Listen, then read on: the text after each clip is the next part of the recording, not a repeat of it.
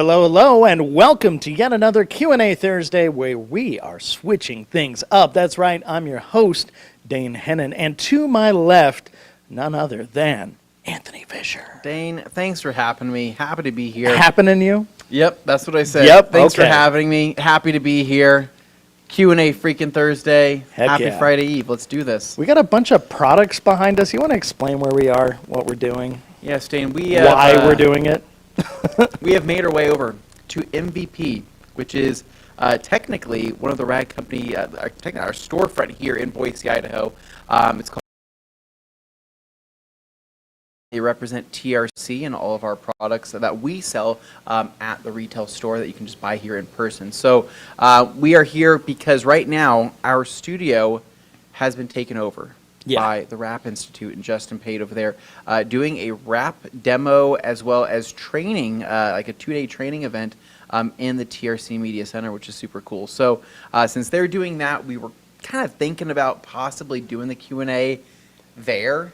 And we didn't want to just like do it in the old podcast room. We wanted to expand things a little bit. We're like, you guys are used to a high level of production now. We need to have some like production value showing up in the background. So why not have a cool backlit wall with lots of products and stuff people like to look at, you know, because they don't want to look at our ugly mugs the whole time. No, absolutely not. And I did wear a bright shirt today, though. I hope you all like it. You did, Dana. Looks great. Trying to be festive. Anyway, so Friday Eve and all that. While they're doing that over there, we thought we would set up shop here, which is really cool because this, I kind of tell people all the time, right? MVP is pretty much everything that I wanted when I first started getting into detailing. Like if this type of storefront existed with this amount of product, this amount of knowledge, this amount of just everything in one, I would have spent most of my money very early on, probably in this store exclusively. Guaranteed. Yeah, they have everything from Rupes machines that you can, grab, feel, use here in person. They have an entire wall of flex machines. They have an MTM wall with everything from pressure washing to, they have pressure washers. They sell active 2.0s. They have hose reels. They have hoses, all the different fittings and quick disconnects. It really is so awesome. And then we have an entire wall here dedicated to pads. So it's kind of like a detailer's, haven. A one-stop shop. They do have a website. However, this is for our homies here in Boise, Idaho. Come out, check it out. You could literally, if you're driving by and you happen to like see the store and you want to come in, by all means, come in. Say, hey, you can pop in while we're doing the stream here. We don't care. You can grab a product from over here. I'll hand it to you. But totally. Just saying, that's what you could do. Now, Hans, this doesn't include you though, because by the time you're able to get here to the States, we would have been done for a while. But anyway, I just want to open that up to anybody who's thinking, what should I do today? I got a little free time. I'm looking to fill it in. Exactly. And checking it out if you are ever in Boise or if you live in Boise, you should be doing a lot of your shopping here, right? If you're not shopping at the Rad Company, ordering online, you can definitely pick up most of this awesome stuff in person. See it in person. So just a really cool spot. So we are here. We're pretty much set up for the next 2 hours here in this spot. We do have plenty of different products behind us. You can even see products that we don't sell at the Rad Company, right? So actually we have some Sonax up there. We have Kosh Chemi. We've got a little bit of everything kind of mixed and matched throughout here. And then there's also MVP's house brand, which is their kind of private labeled products that they have. And those are really cool as well. So outside of that, let's talk about some just general housekeeping. So right now here at the Rad Company, we have been extremely busy trying to get a lot of our upcoming shoots kind of in order, because here in less than a few months we have SEMA coming up, which is going to be crazy. We have Black Friday. And then as it sits right now, there is going to be a OG TRC collab trip happening, hopefully, if all goes well, at the beginning of October. And so that is going to be happening with Dane and I, and then Matt. And I think we're going to be going down to Helen in Georgia. So we're looking forward to that. Now, if you're also local, this Saturday, there is a special event happening. Dane, what's going on this Saturday? Okay, so we've got Supercars for a Superhero. This is Racing for Sawyer. And basically, this is something really cool. It's happening over, I'm trying to remember the name of the location. It's Wood Farms. It's the venue. But anyway, a kid who's been through some incredibly tough times, a lot of medical issues, stuff like that, really loves cars, like loves supercars, that kind of thing. So they're putting on the event to help support the family and all that kind of thing. So if you're local and you want to check something out here that's cool and for good cause, do go check that out. It's once again called Supercars for a Superhero, and they were talking about it here at MVP. That's why I brought it up, because it's something that's central to somebody who actually works here. So really cool. Just want to shout it out. Absolutely. So, so that's going to be happening this weekend. So if you're here in town and you want to go support a good cause, that is for Soro. So Saturday that's from awesome. 10 a.m. to 2 p.m. I know that I'm personally going to try to make my We way will both out. be there. Dane's going to be out there. So it should be a pretty great event. So outside of that, though, we're just trying to get a lot of shoots in order, a lot of filming in order, because it's not just Black Friday and SEMA and all that coming up, but we have TR SEMA, which will probably be here before we know it, right? So next April. Behind the scenes. So Yeah, it never actually, stops. We are dedicating some upcoming shoots just for the TR SEMA event, which is going to be pretty awesome. Oh, yeah. So a lot going on here in the next few months. We are staying busy. We have a lot of new product projects also in the works right now as well. So we have been, really this summer has been kind of finalizing a lot of these major projects that we've had for a while, and we're hoping Years in some cases. Yes, in some of these cases, some of these products have been going on for a few years in terms of creation goes, and we are nearing the light at the end of the tunnel on some of these, but we've also started some new ones, and I think you guys are going to love what we've been working on. I'm not going to give anything away, but what I will say is that you kind of look at the landscape and you see some people like rush out to market. Oh my God, just like throw a thing out there. That's not our approach. And sometimes, maybe we're a little behind the curve in timing with bringing out a product, but that's because we've been working at it for such a long time. It's actually got a ton of like revisions, thought that goes into these things. The finished product should really, really set a strong bar for anybody who's interested in that kind of thing. Once again, I'm keeping it very vague. I'm not saying what it is, but at the same time, it'll be worth your time and energy if it is the type of product you happen to be looking for. I like that, Dane. I think that's great. All right, so I think we're ready to jump into some Q&A questions. And so you have us for the next 2 hours here, and we're happy to go on tangents as well. All right, Dana's back. We haven't chained him, and so the cage again. The next time we get a guest, they're going to stuff me back in the closet. But until that happens, I will be out here happily. Do we have a guest anytime soon? Well, I don't think we have one next week. That's all I can really say for sure. Okay. You sure about that? Well, I mean, we do, but I don't know if I can say who yet. Oh. Yeah.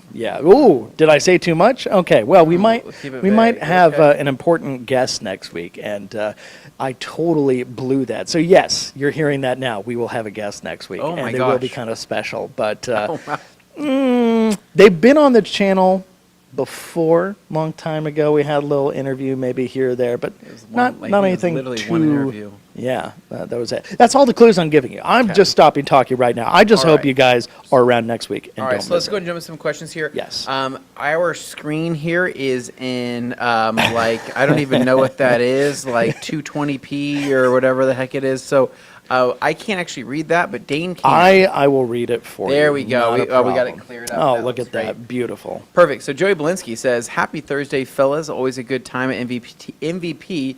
Can't wait to swing by again in a few weeks. PNS, tell Gabe and Carson I miss their faces." Aww.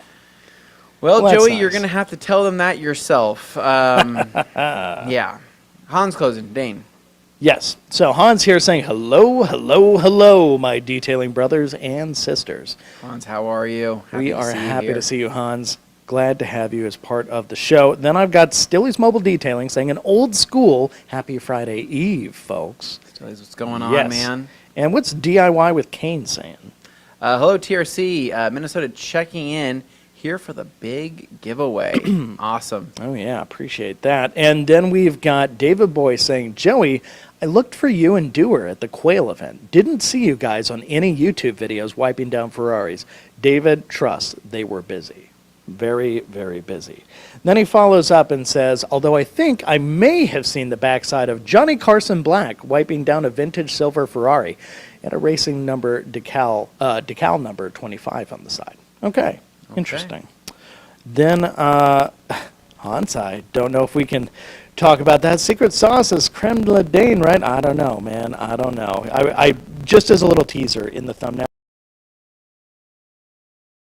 bottle down there and said secret sauce question mark, because you got to get clickbaity. You got to get people to come in here, check out, see what's going on. True. Yeah, that's what my life has come to. All right, welcome. And then David, what's David saying to you? Because this seems directed at you. David is saying, when is the general going to bring out one of his 3 cars to be filmed and washed? Come on, Grievous, stop being a gatekeeper. What, David, what are you talking about? Jeez. Bring cars here all the time to get washed. All right. Well, today we're not washing anything. Today it's actually just detailing products in the backdrop. It's but true. I mean, hopefully you guys still enjoy it. Eric Anderson says, I'm torn between using ADS's new Pro quartz coating V2 or sticking with the tried and true CSL and EXO on my new truck. Any insight or recommendations? What you got for him? So, Eric, I don't think you can go wrong with either or. However, if you're wanting to try the new ADS Pro Quartz, I would say now's the time to do it, man. I mean, it's a killer product. If you've been interested or it's caught your eye, I highly recommend it. I have it on my truck, and I'm pretty obsessed with it. I really, really like it. It's been on there now for, a couple months now. And the truck You've been very is happy with it. exceptionally slick. It stays exceptionally clean. I've been topping it off with the ADS Amplify, pretty much with every single wash, and it's just eating it up. I mean, I would say the truck is so well protected right now that really, using a foam cannon on it is kind of pointless, right? I mean, it sheds most of the foam in the first 30 seconds. And so, but I mean, I still do it anyways, right? Because it is fun. But it just goes to the self-cleaning power of the new ADS Pro. And then also, it's just super slick and the water behavior is fantastic. So I've always been a fan of CSL and EXO, and I've used it on many, many cars, my personal cars as well. But I will say that the ADS Pro, I mean, definitely packs a serious punch for a single-step application. And I am just, I'm hoping that we see the longevity here over the course of many, many years. I mean, technically, 5 years is what it's pretty much rated for with one single application.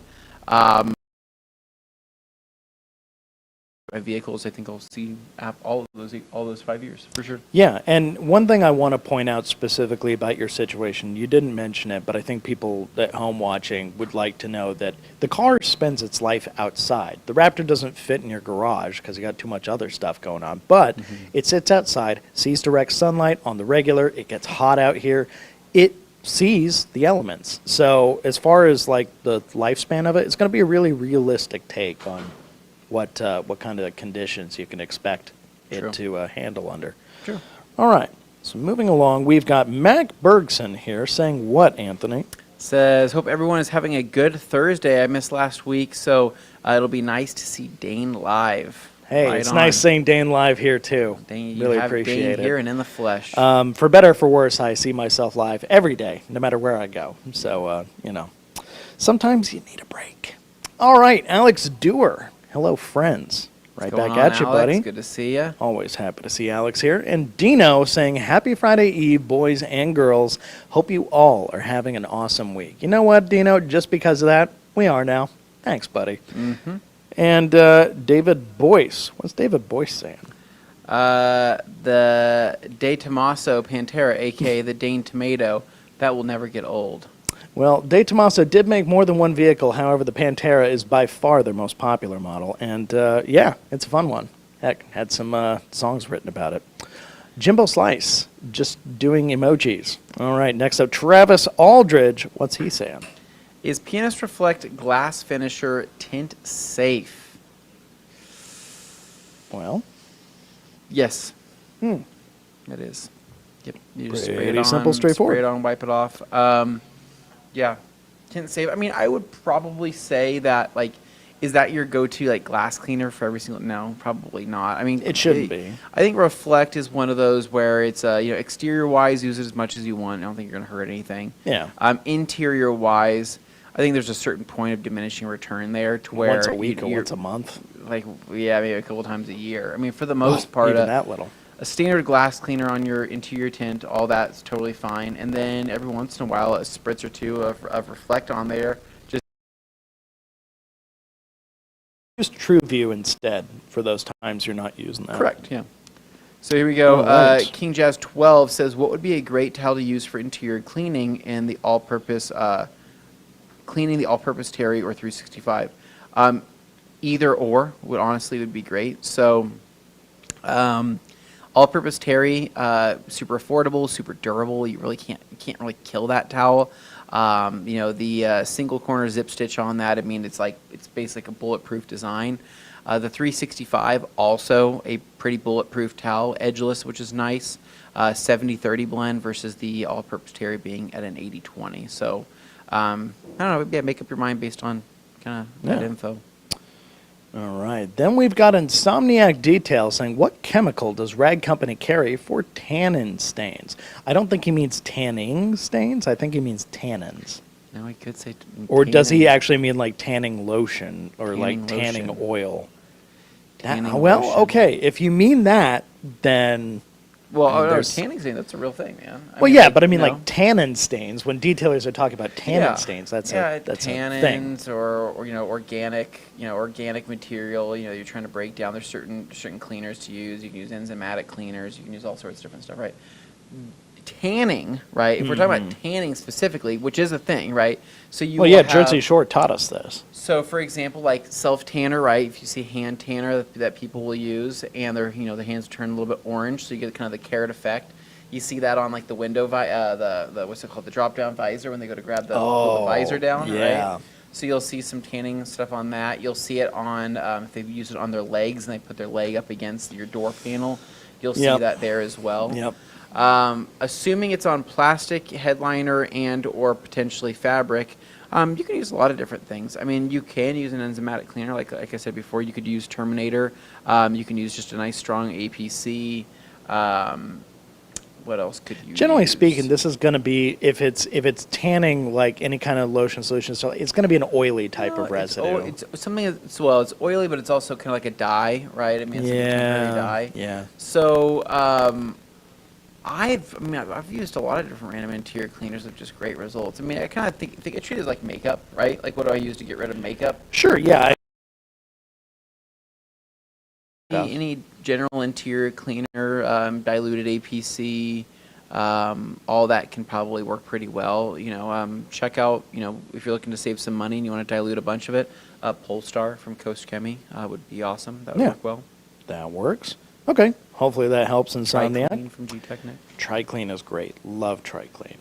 Alex Dewar here saying, when Joey and I were driving around Central California, I kept insisting on making a pit stop in Modesto. He chose not to, and I felt it really could have added to the trip. Maybe next time. You know what? The only thing that would have been worse than that would be stopping at Bakersfield, but you didn't hear that from me.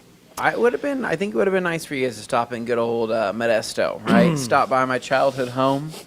Send me some pictures, right? Be like, there's some weird people outside our house taking Even photos. the show Twisted Metal referenced Modesto, and not in a positive light. No, it swapped out the D with an L. Yeah, they did. No, so Modesto, has a special place in my heart. I'll never, ever go back there or live there ever again. You couldn't pay me enough to go back there. However, I will say that some of the memories I had, and by some, I mean some, were pretty positive there. The rest not so much. Yeah. Going to high school in Modesto was tough, man. I've heard your stories. Junior high They in Modesto sound like was nightmares. not ideal. Yeah, junior high, Not high school there good. sounds like a real Just scary brutal. time, just rough. Oh. All right, Hanzo, save us. Good day, TRC crew. What car care and maintenance products would you recommend for a new car owner who lives at an apartment asking for a friend? Hanzo, whether it's you or your friend, living in an apartment, you can still detail. You can still do these things. But as far as maintenance products go, I feel like no apartment living situation with a car and wanting to maintain it is complete without O&R or some other rinseless wash, because you're not necessarily going to have the ability to do a pressure washer setup, things like that. Your standard bucket washes, soap, it's going to be a pain, frankly, to deal with soap where you potentially get soap stains and stuff because you're not able to rinse off fast enough.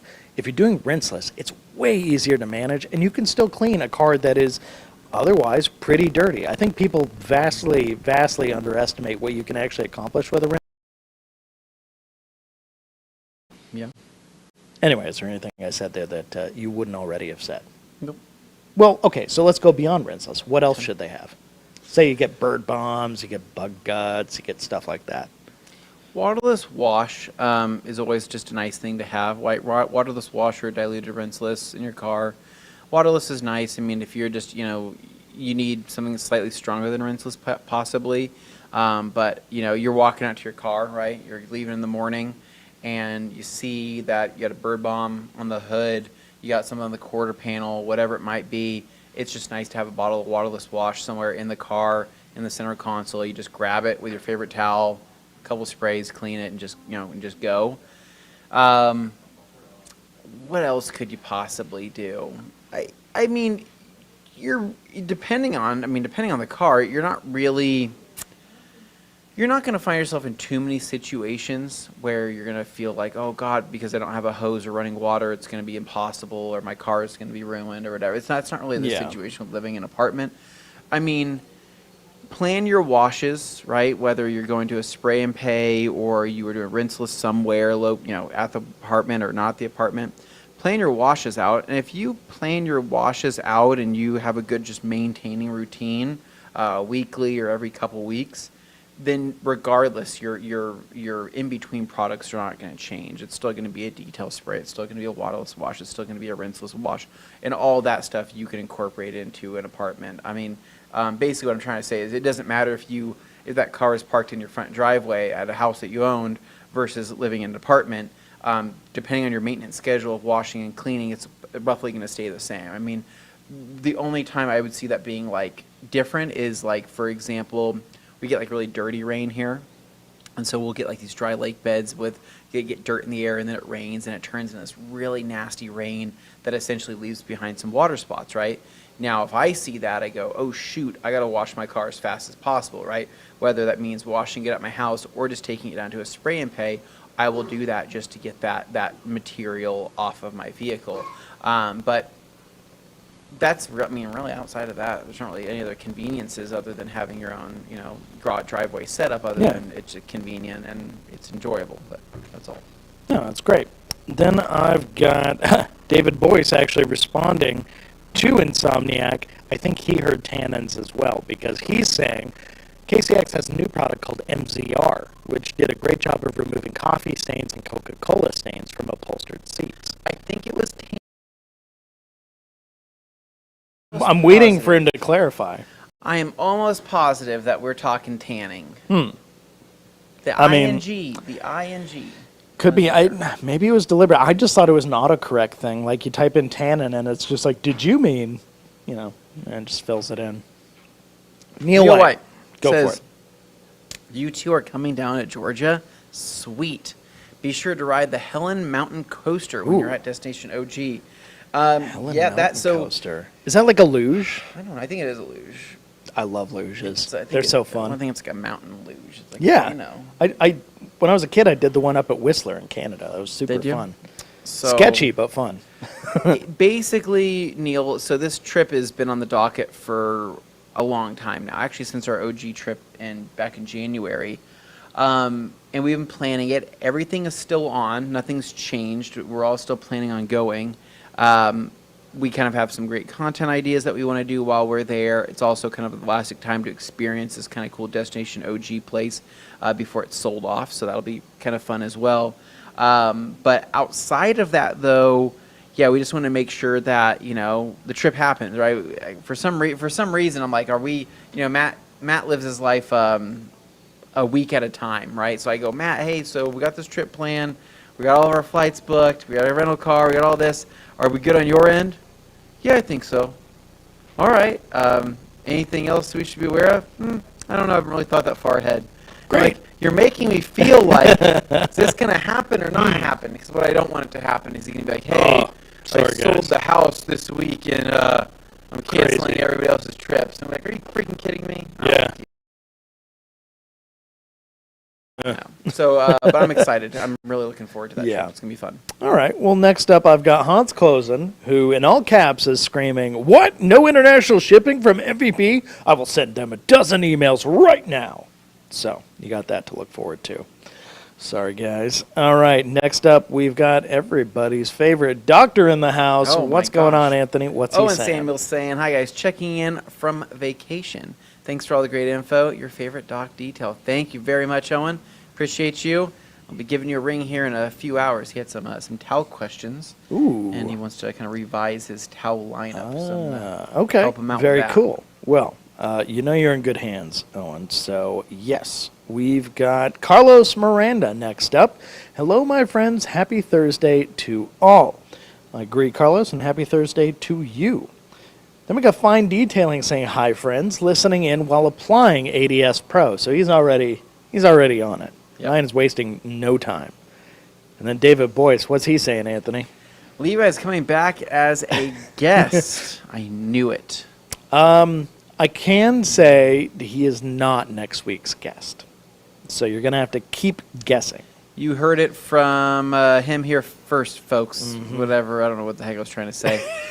Words. Speaking of which, Yeah, Dean, what? Were we pretty good on time right now? I think we're doing all right. I got like another page I can go to. Okay. Yeah. I was going to talk about my experience yesterday. Oh, my goodness. Oh. So listen, I want to get people's thoughts on this. This is not going to be detailing related at all. It's a hot take, right? Oh, boy. Here I want to we get go. people's thoughts on this. What do you guys think of like your county fair? Like, do you guys go to your own like county fair, your state county fair, just any fair in general? Do you guys go to those? I went yesterday with my family. I've always been a fan of kind of just fairs. I don't know. It's something about maybe it's the combination of food. I kind of like the weird kind of like carny vibes sometimes if it's relatively clean. But I also... Well, that's not very carny. Yeah, but I think weirdly enough, what I think I'm drawn to the most at a fair, and this is so weird, I'm really drawn to like the agricultural, like the 4-H. You like the 4-H style stuff. Like yeah. I like seeing the cows and the pigs. When I was younger, but like, oh, I hate this. But now These as I aren't grow rides. older, I'm like, I kind of like seeing them. And then I like the exhibits. And you know how when you go through the exhibits at a fair, they have kind of like a sellers area where you can, The stables, you yeah. can like hawk your wares. Oh, okay, yeah. You know, yeah, like they have like the George Foreman grills and like the things like that, right? Yeah, it's kind of like a Ren Fair, but with zero history. Yeah. So when I go to these places, Well, like, there is it's- some history. You did show well, some it's history people in your like videos. hawking their like barbecue seasonings, and like now like people are 3D printing stuff, or there's like It's basically an IRL version of an Etsy shop. local massage parlors, Yeah. things like that. I like going Wait, there. they're not offering massages in the tent, are they? Sometimes they do. Oh. So, but I like going and checking those out. I think it's always really fun, and it reminds me when I was a kid, my Portuguese father used to bring me out to the Turlock County Fair, right in Turlock, California, right. There's only one place worse than Modesto, and that might actually be Turlock, right? Turlock, actually, no, Turlock and Ceres are both pretty bad. But like Turlock was like a staple, right? My dad lived right down the street from the state fair, like the fairgrounds. Since I always love when you do your dad's voice, what would it sound like when he would ask you to go to the fair with him? Anthony, what do you think? We go to the fair tonight. What do you think? Yeah, that's pretty fun, Dad. Can I play some games? You're too old there, and she's gonna play the games, and she's gonna win all the prizes and all, whatever. But not you. But not you. You're too old for that. We're gonna find you a wife at this fair. I'm like, Dad, I'm 13, and he's just like, we'll find you somebody. Anyway, so long story short, I love it because we go to the fair. My dad would get me all the different food and stuff like that. We go to play the games, and usually wouldn't be me playing the games, it'd be my sister or Right. whatever it is. But I always liked walking to the fair. I always thought that was kind of just a vibe, right? Yeah. And we would walk back at night, and it was always a really good time. I went yesterday to the Boise Fair, and I got everything that I could have wanted. I got a turkey leg. Oh, yeah, I got you mini did. donuts. You I got most myself certainly I got did. myself a funnel cake. I got to check out all the animals. My daughter got to ride a miniature horse. Aw. She also got to Little go Shetland. on plenty of little rides, which was really fun. We got to go and see all the cows, right? Oh, we got to pet the 4-H, cows and goats and whatnot, petting the sheep. I think there's just something about a fair. I think it's the food. I don't really necessarily think it's the rides. 'Cause I don't really trust those. The food is probably the best But part. maybe that's what it is. Maybe it's the food, it's the animals. And I also like going to the art exhibits, even though I know some people might find that kind of boring. No, as a kid I found it boring, but as an adult I think it can be cool sometimes. I You kinda like actually doing find it. cool stuff there. But the fair is only here for like a week, right? Yeah. So what I want to know is, this is what I'm trying to figure out. Hmm. If we have our own fair here in Boise, Yeah. right?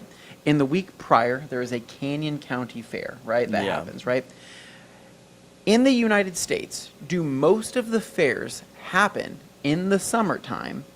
And if so, right, outside of like some type of like planning circulation event where, things kind of come and go throughout every week, Yeah. does that mean that there are truly hundreds, if not thousands of rides, fair rides, and traveling fair events to make their way across the entire country? Oh, right, they definitely do. during this time, Yeah. right? Or is there really only a handful of staple fair companies that run these types of things? Yeah. No, I wonder if they have like a centralized I don't thing know. there. But I'm very curious about how that works. is there some like organizing body that ensures that there's like some safety standards or some like presentation standards? Because I don't know about you, but like I've been to fairs in other states and things and just to kind of see what that's like. And even though they big overlaps where you kind of feel like, okay, there's a lot of similarities here. It feels like they're all operating from the same vendors or something. Like there's definitely some connections. You're never there. hearing, "Hey, we're going to the county fair in March." Yeah. That's not a thing, No, right? Hey, we're no, going to the nobody's- fair in nobody's April, excited right? to go do no, that you at hear that we're time. going to the fair in May, June, July, August, right? I don't even hear September. Yeah. So then I go, you have 4 months there to make your way across the entire country. In just one location, we'll have a fair going for a week to a week and a half. Yeah. I mean, it's just for a little while. Obviously, they need to make money other ways. They're traveling. They gotta go to multiple places, or else it's not a good business. I'm just wondering how that works, man. And so, I mean, I'm sure they do well, regardless. But Yeah. Sorry, I was just very distracted by the 992 Turbo S that pulled up. oh, It's very that nice. is Yeah. really nice. It was nice. Dane. Very pretty 992 color. Turbo S. What are we talking about? Maybe like 50 Gs, 60. No. Are we going higher than that, Dane? We're Are talking we closer to try like 180. 180 to wow. 180, 200, like in that ballpark, if he bought it new. That's definitely a $200,000 very clean. car. I really like that. Pretty. Anyways, so give me your thoughts about the fair. Do you guys go to your county fairs? Do you guys go to your state fairs? If so, what's your favorite part about the fair? And then what do you think about my theory, this fair theory of where is all this equipment? Where is it all coming from? And how does it circulate around the entire United States of America in a period of 3 months, right? Help me understand this. Next On up. that bombshell. Next up. New question. All right. Stilly. What's he a good, saying? What's a good dilution ratio for MS as a pre-wash and a big IK multi-star and a pre-wash and a big IK? Whatever you think is going to be necessary. I mean, it's a pretty strong product, and you can get away with just a little bit. But I mean, if you want to try 20 to 1, you can try 20 to 1. You go 10 to 1, 10 to 1. Stuff's pretty potent. I suppose it depends on the level of filth for each vehicle and whether or not you're trying to have like a kind of a jack of all trades dilution versus more of a something that's really strong and a kind of a big hitter. Very nice. Okay, then we got a Wild Brodel walking into the shop here. Hey, how's it going, Josh? What's Josh Brodel looking for? Oh, Connor's not here. he's looking for the owner. Dang it. Well, have Alex Dewar saying Larry Chen was a cool guy. Usually need to pay extra to have 12 experts wiping down the old R34. I know that's so. I heard it was Larry- There's a word I want to use, but I don't think it's technically safe for the internet. What? What? It's a dog pile. You're saying it's a cluster. Yeah. So in the case of those who don't know, Larry Chen, famous automotive photographer, great work with Speed Hunters is what most people would know him from originally. But yeah, very, very cool So stuff. Speed Hunters, He's done well for himself. Speed Hunters wasn't his brand, was it? He was a photographer for Speed Hunters? I don't recall if he was one of the founders or not. I don't think he was. I think he was just on as a photographer, or he could be like one of the founding members of it, but I don't know if he's like, I don't think it was his business originally. But then again, I may be wrong, so somebody please feel free to correct me. Next up, I've got Chad Harris here saying, hi, happy Friday from Australia. Chad, Yes. what's going on? Welcome, Chad. Great to see you here, and always happy to have some Aussies among us. And Hector Enrique Cabrera Herrera here saying, what do you think of PYS fragrances? Does he mean P and S? P&S fragrances? Yeah, so like the essence, products. Great, actually great. We actually have some over here. Yeah. That we were just we were laying down the law just a little while ago. We were spraying some of those. I really like the strawberry lemonade. I think it smells really good. That It's one. probably one of my favorites amongst the line. So I mean, a little goes a long way. You basically just take this, fragrance oil. Well, that's kind of like an oil, but it's just a concentrate, and you dilute it with water, and you spray it. It's awesome. Yeah, doesn't really take much more than that. But no, they are great products. Then we've got Jimbo Slice. What do you think of the no-touch, high pH, low pH wheel method? Alkaline degreaser, an acid combo for wheels. It's a hot topic in the Facebook detailing groups. Well, I can't imagine what groups you might be talking about there, but I know they get pretty spicy when it comes to people having opinions about such things. So, Anthony, what's your read on this? You're usually a little deeper into this stuff than I am. I used to, but then for my mental health, I stopped. So, there's so many different ways to do things. I think that people are just trying to figure out what hasn't been done and just throwing it out there. So, Being high contrarian? pH, low pH wheel method, alkaline degreaser, and acid combo for wheel is a hot topic. So, It's like the Konami code for cleaning wheels. Is that what he's trying to do? dude, like, if you're dealing with like Clean your damn if wheels, you're dealing people. with like a customer's wheels that are absolute like worst case scenario, and you're really just trying to clean them, shoot, maybe, right?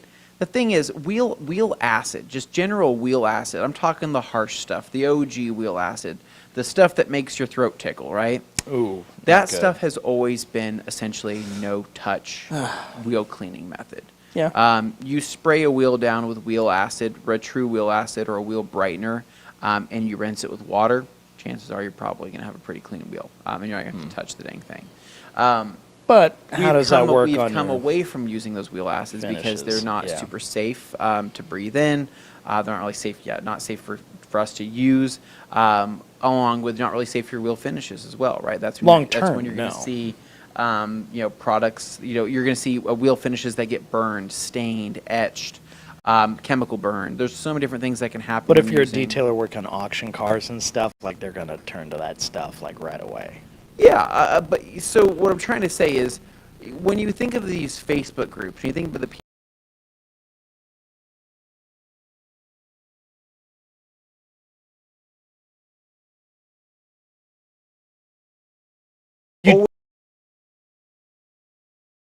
always going to be something, and it's going to be something that stimulates an audience that probably has anxiety disorders about their vehicles. We're just and driving engagement, guys. it's a bunch of people. It's a bunch of overthinkers. Driving engagement is just a nice way of saying we deliberately piss people off in order to get them all riled up and talking. If you're into detailing, you're probably an overthinker. So you get one person that jumps into the mix and goes, "Hey, you're doing this wrong. You should be doing it this way." Every single overthinker is going to go, "Oh man, we have been doing it wrong. This is probably the way, right?"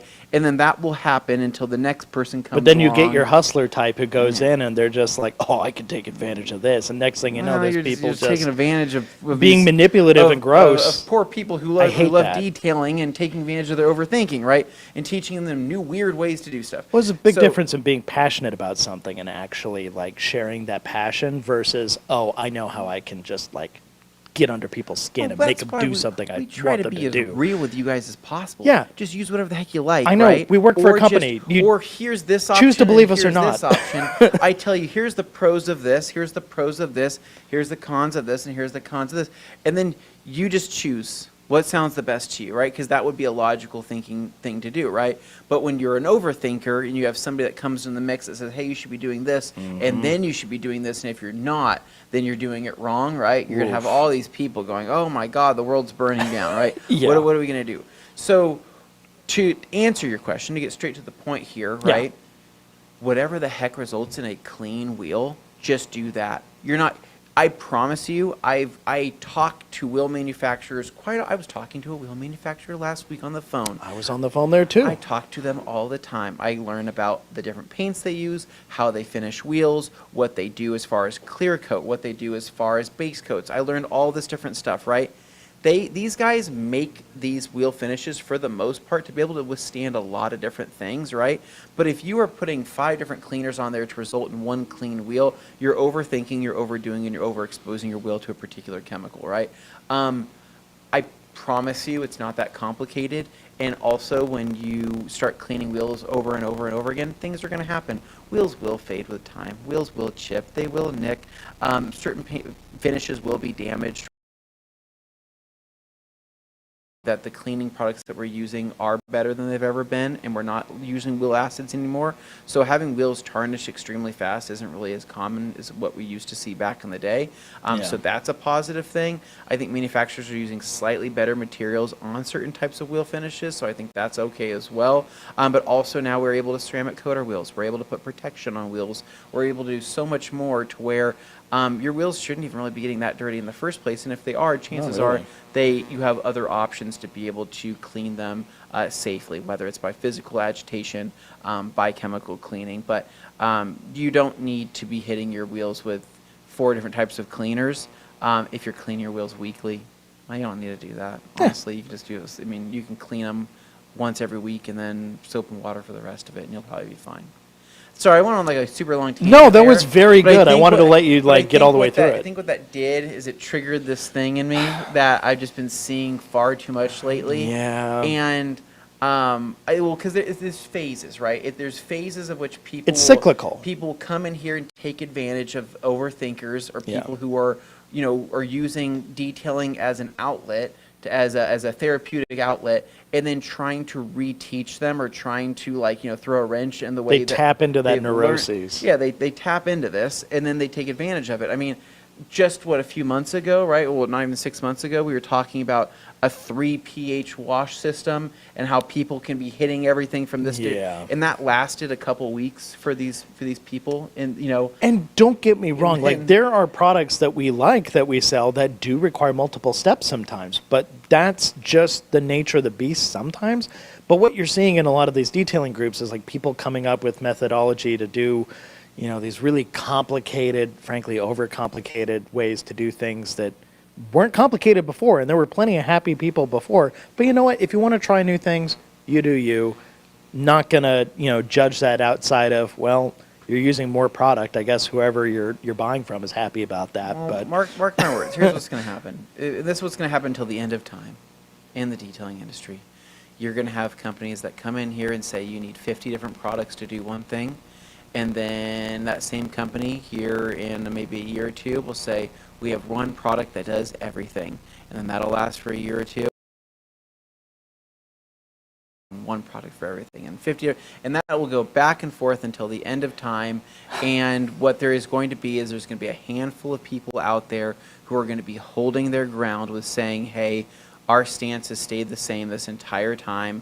These people are going to come and go. These people will get taken advantage of, but we're just going to be staying true to hopefully just what we believe in. Do we have brands that have chemicals for every single little thing? Absolutely. You're looking at one behind us. Do we have brands? Do we have certain brands that make a handful of just a couple things that do a lot of things? Absolutely. You're also looking at the last cut down there. I'm not going to be the one telling you you have to do it this way or you have to do it this way or you're wrong. I will never, ever do that.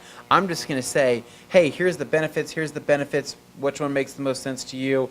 go from there. Or it's like little crap. What do you have the most time for, right? What are you willing to actually put in? Are you have a family? Can you do all this crap? Probably not. You probably should get this one instead. Can you do, are you a single guy who doesn't have anything going on a boatloads of free time? With a boatloads of free time, Dane. You don't have much going on, do ya?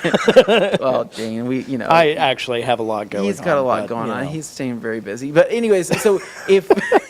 You think a guy who's bored wears a shirt like this? Absolutely not, right? He's got a full weekend, right? But like, you have somebody that's single, has a lot of time, they're in their early 20s, right? Or, then they can do all this kind of stuff and they can have a heyday. But yeah, there is definitely just a subset of us detailers out there who are overthinkers, probably generally people with anxiety disorders that are undiagnosed or diagnosed, and we just tend to find detailing as a therapeutic outlet, and some people will come in and take advantage of the way that we think in order to best benefit themselves. And there's a lot of disingenuous stuff out there. But the point, I guess, a roundabout way of saying it is like, yes, in Anthony's case, he really does like overanalyze and overthink a lot of these things, but he tries to like filter through that and offer you a solution that simplifies what he already like freaked out internally about so that you don't have to see all that beforehand. But it's real. It's not an act. It's genuinely real. We're just kind of laying stuff out there. That's why we do these Q&As every week, because it's an opportunity to talk to you guys directly, and you can ask us questions directly, and we're real with you. So hopefully you appreciate that, because we're going to keep doing it as long as you guys keep tuning in, and invite your friends, obviously, too. And hit that like button. It always helps more people find us, too. True. All right, moving along. I like this show. We're kind of getting into the weeds, but I like it. Yeah. What's Chad saying? Shelf life of a clay bar. Probably quite some time, to be honest. Bar, though, not synthetic? If it's sealed in a bag, like its original baggie, like it's like a plastic wrap, stored in years. Room temp. Do you have had clay bars that have found in old bags that like have been sitting there for years and years and years? I mean, all clay is technically really synthetic at this point. I mean, it is synthetic. So, I mean, it'll last a long time. Your only big thing is that if it's been sitting exposed to just pure air, I mean, I'm talking like if it's been on a shelf in your garage, exposed to the elements for a year or two, yeah, I wouldn't use that. I'd just throw it away. But if it's been sealed in a bag or it's sealed brand new, and it's been a year, and it still feels malleable, and it still feels like you can, move it and contour it and mold it, right? It's fine. Yeah. There's nothing that's going to happen. All right. Then I've got Shark Blue Turbo saying, "What's up, gang?" Followed by Team Microfiber. At least I assume that's what MF means in this case. Chris Hall saying, "Hey, guys, loving Koshemi Active Foam. We love it, too. It's good stuff. For lots of different things, and it's probably on the wall somewhere behind us there in that mix." David Boyce, what's he saying? Dane or Anthony, to your knowledge, does the PNS Crystal Wash have iron removing capabilities? In Crystal Wash? I don't think it's a straight up iron remover, is it? Like, there are other products that do that, but not in the same way. I think it does remove some iron. As a what's it called? I think Sydney can chime in more. Chemical, I think some of your ferrous materials will come off as well. Yeah, basically what we're saying is it's not a dedicated product for that express purpose, but I do think it will remove some along the way. Yeah. All right, DIY with Kane saying, "Price aside, any reason I couldn't put a couple ounces of Defender in a foam cannon, spray on, wait a tick, then spray off for a Koshemi S003-like experience?" I've never tried that. Foaming Defender. That seems like... I would ask Dave, because when it comes down to the chemistry and how those things are made, something may interrupt its ability to work properly if you turn it into foam. I don't know that. I'm just operating off of a gut feeling, whereas S003 was made to do that. So, I mean, there's no harm in trying it, Kane, if that's something you want to try. Once again, we're not going to, like, scold people for trying different things. It's just, it's your product, so if you end up feeling like you wasted it, just know that that was on you. But if you're testing it, hey, go for it. No reason not to try. Check the protection after a while and see if it lasts. I mean, if it does, then maybe you've unlocked something new. All right. We got Michael DeBlau here saying, hiya, great Friday to all of you. And right back at you, Michael. Appreciate you. And then DIY saying, Active Foam is so good. I alternate between AF and touchless. Can't seem to figure out which one I like best. Both so good. Yeah. Yes. Have fun with this one. There we go, Anthony. What you got? Yeah. Hello. Can we use Kosh Chemi FSC to remove water spots or minerals from paint and use a panel prep to prepare it for a ceramic coating or PPF? If not, what does Kosh Chemi has for the same? Okay, so FSC is a very light mineral spot remover, usually on fresh mineral spots, meaning like if you just washed your car, like literally just now, and you have some water spots that have just kind of formed, FSC will take those right off immediately. Same thing with your your door jams and your whatever it is, I don't know, underneath your hood, things like that. FSC is great. That wouldn't necessarily be a product I would use to like as an all-in-one to prepare for a ceramic coating, and then prep it. That's probably not what I do. I would wash it. I would clean off what water spots you can, polish off what water spots that you can by hand. You can also use a dedicated water spot remover, like G-Technic has a water spot remover. There's lots of different things you can use there to remove the water spots, and then you can go do a paint prep after, preferably claying the car and things like that. And then after that, you can do whatever you want. I guess what I'm trying to say is FSC is not going to be your all-in-one water spot remover. It is a effective mineral deposit remover and quick detailer all in one, but it is not a standalone water spot remover that some other brands may have from Kosh Chemi, for example. No, good answer. Helps. Then I've got Stilly's Mobile Detailing saying, from Modesto, live east in the foothills now, and no way I'd live in Modesto now. Lots have changed. Still in the 80s, it was cool. In the 50s, it was home to American Graffiti and George Lucas. Now, I don't know if you're aware of this, but American Graffiti was not actually shot in the 50s because George Lucas would have been a little too young at the time. No, it was shot in Modesto, California. It was shot in Modesto, California in the 70s. McHenry Avenue is where that was shot, Dane. Yeah, I know. McHenry was a poppin' place, right? So some people would call it the cruise, right? I like American Graffiti. I like that movie. So you would go and cruise McHenry Avenue, right? My parents did this when they were young, and then when I was young, in my early teens, right? Mm-hmm. My dad said, "Hey, you boys want to go cruise McHenry?" And go cruise McHenry, right? You probably thought that Harrison Ford was the coolest. And it would be us cruising in a Mercury minivan, going down McHenry Avenue, right? Oh yeah. Windows down on a summer night, right? Cars, motorcycles, everybody's having a good time. It's lively. Was it a Mercury Villager? It was a Mercury Villager, and it was forest green. And I love that. There was the quintessential 90s kid the experience. Dive bars were popping. The late night Chinese food place were popping. Is it fair to say that every bar in Modesto is a dive bar? Ooh, they're all pretty bad. There's also if you go all the way down McHenry Avenue, there's a very old Taco Bell.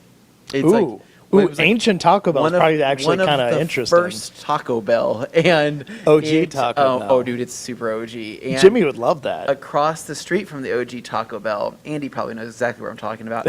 There is a Wiener Schnitzel, right? One of the OG Wiener Schnitzels there in town, right? Oh, so between the 2 points of McHenry Avenue, and you're cruising this whole entire place, it was popping. But again, back to American Graffiti, a lot of people cruised McHenry back in the day. Of course. It was a hot thing.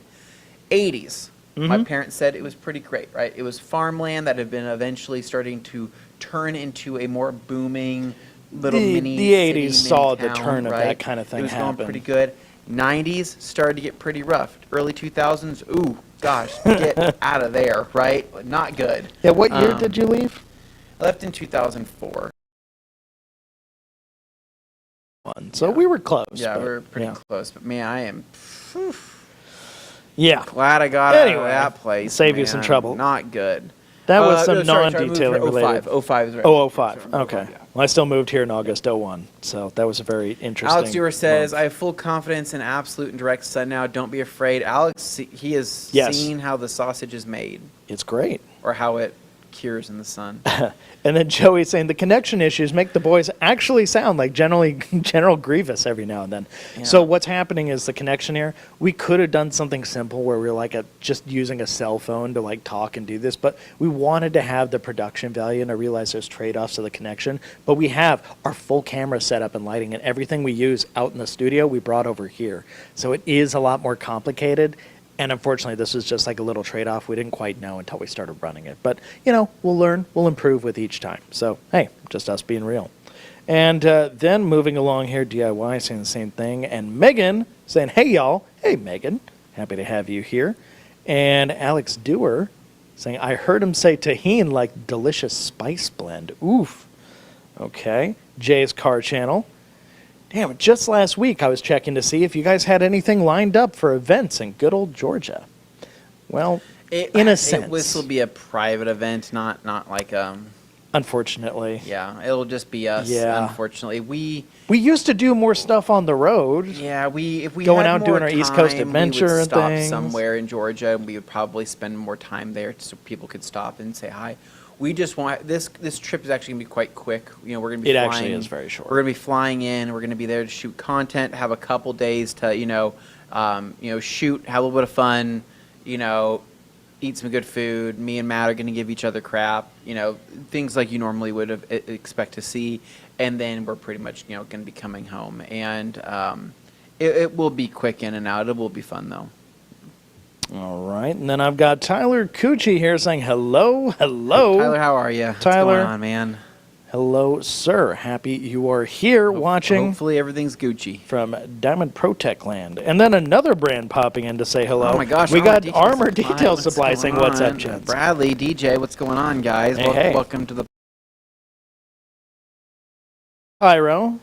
Love and No Flack Pyro here saying, hi guys, long time no see. Indeed it is, Flack. Just made a big order from Carzilla with a bunch of TRC towels. That's what I like to hear. Flack, that's what I'm talking about, baby. Yeah, Yeah, dude. get after it, man. Yeah, let us know what you think. If you got anything interesting or new that you hadn't tried before, we always love hearing everybody's opinions on stuff. Joe Bielinski says, I coated the front half of my car in Stout and the rear half in ADS Pro this week. I'm so excited for the first wash. Well, Wow. we'll see how that goes, huh? So you just wanted to do it different? You just wanted to be a little bit different, do a little bit of best of both worlds? I like that. Feel you, Joey. Oof, I can see a whole minefield of people fighting in the comments later on my phone here. I'm not looking forward to What are that. they fighting about? I don't know, it's the usual stuff. What are they fighting about? You know the kind of things they fight about. What do they fight about, Dane? Norse gods and such. Norse gods. Yeah, Oh. yeah, that kind of stuff. All right, so Alex Dewar is saying, Anthony's all about that Pink Pony Club at the county fair. I like how I say county fair like I'm not pronouncing the T in it because he didn't put one. Tonight, At the county fair. the All-American Rejects are playing Oh, they are. at the Boise County Fair. There's a I throwback think it's to either my called- is it middle called school the Idaho days. State Fair? It's called the Idaho State Fair, right? Or is it the Boise County Fair? I think it's a state fair because it's the biggest Yeah, one. sure. But I mean, Yeah. so All-American Rejects are playing. They will be there. I think it should be a pretty fun time. Because it's just localized to that county. So like, there's a Canyon County Fair, and Ada County Fair is just the state fair because it's the biggest county. It's Ada, it's Boise, it's all that stuff. Yeah. Did I say Boise? I meant Boise for all the people who are picky. All right, next up, I've got Jay's Car Channel with a super chat. Holy smokes! Thank Feels you, good, sir. thank you. What's he saying? It says, shout out TRC. Happy Friday Eve, fellas. What's going on, Jays? Thank you so much, man. Appreciate that. All right. Happy to be here. 1 minute left before going to a break here, and Dane's got Yes. time for one more question here. And I wish I could find it, but boy, these things are moving fast. No, here it is. Neil White seem to with have another stirred comment. up a pot. County fairs are great. Just make sure you're up to date on your tetanus shots. I agree. That is true. Make sure to They do watch. last a long time, though. So if you had one in the last few years, you're good. I just got mine updated. They last year. like 17 or 18 years, don't they? No, 10. Oh. No, I got mine in the last few years. But I thought they Dang, I'm lasted starting to longer. not wanna sit next to you. Oh, I'm jeez, just come kidding. on. I'm kidding. Here we go. So that is going to be it for the first half. Hopefully we had some fun. We're looking forward to a lot of comments here when we come back for the second half. So don't go anywhere. Grab your snacks, grab your drinks, enjoy some messages from our fellow brand partners, and we'll see you in a few minutes. Hey guys, Josh with the Rag Company. I thought I was going first. I thought I was going first. We'll take it. All right, Josh is from the Rag Company here to tell you about the business program. You can save up to 25% off different products that we have here at the Rag Company, including savings like Detail Factory, IK sprayers, and many others. Whether it's pads, polishes, compounds, polishers, we got it all. Chemicals. We have everything you would need to save you some money so you can start putting more money in your pocket by buying products through our business program. So whether you're a shop-based business, a mobile detailer, or just running a side hustle out of your garage, please check out the business program. And you get free shipping on orders over $150. It's a pretty great deal. That is a great deal. The Rag Company Business Program is for bulk purchase end users only. No tax exemptions unless previously grandfathered in. Discounts apply to eligible products only. Exclusions may apply. Check product listings for details. Minimum order of $150 required to qualify for these discounts. Some brands, tools, or specialty items may not be included. Pricing is subject to change without notice. Visit theragcompany.com/biz to start your application. Act now, stock up, and save big while it lasts.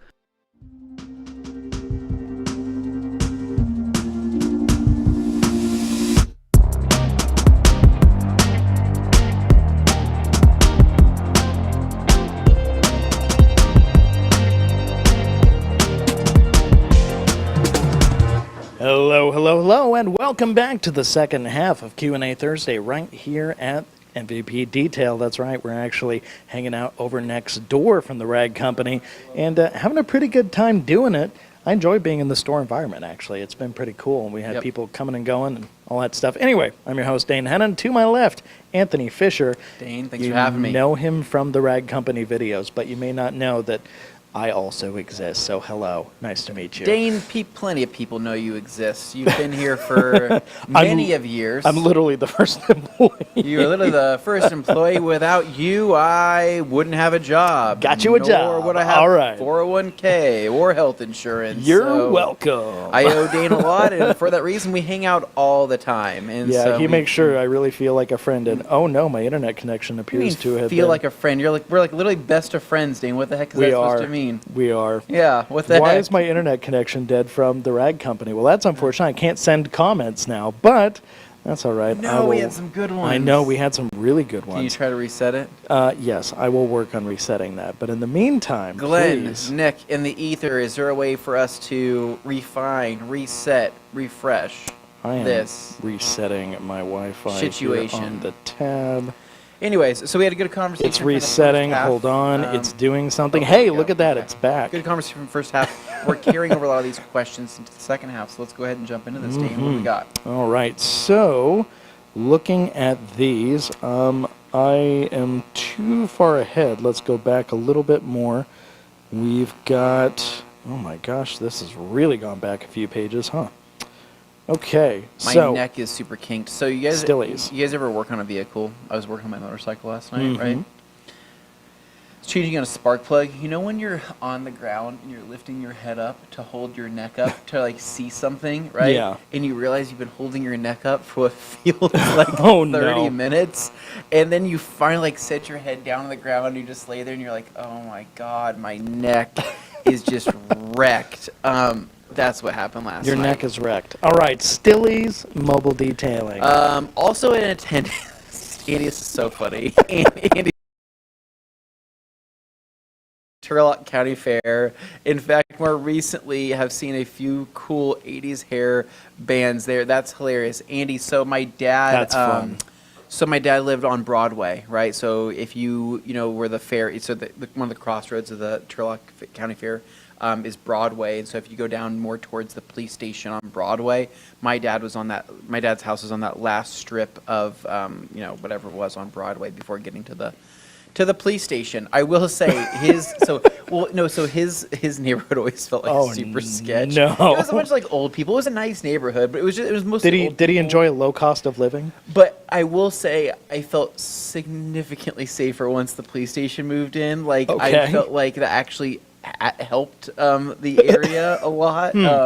because like he wouldn't let us go out and play in the front yard there. That was bad. Okay. Yeah, that wasn't allowed. So Rough. Well, yeah, noted. All right, some detailing questions. SYC. Hello, gents. Says, what's the best quick or ceramic detail to boost gloss and slickness that has anti-static properties?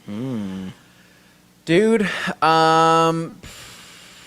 gosh, man, like a lot of them do exactly what you're looking for. So many of them do what you're looking for. Yeah.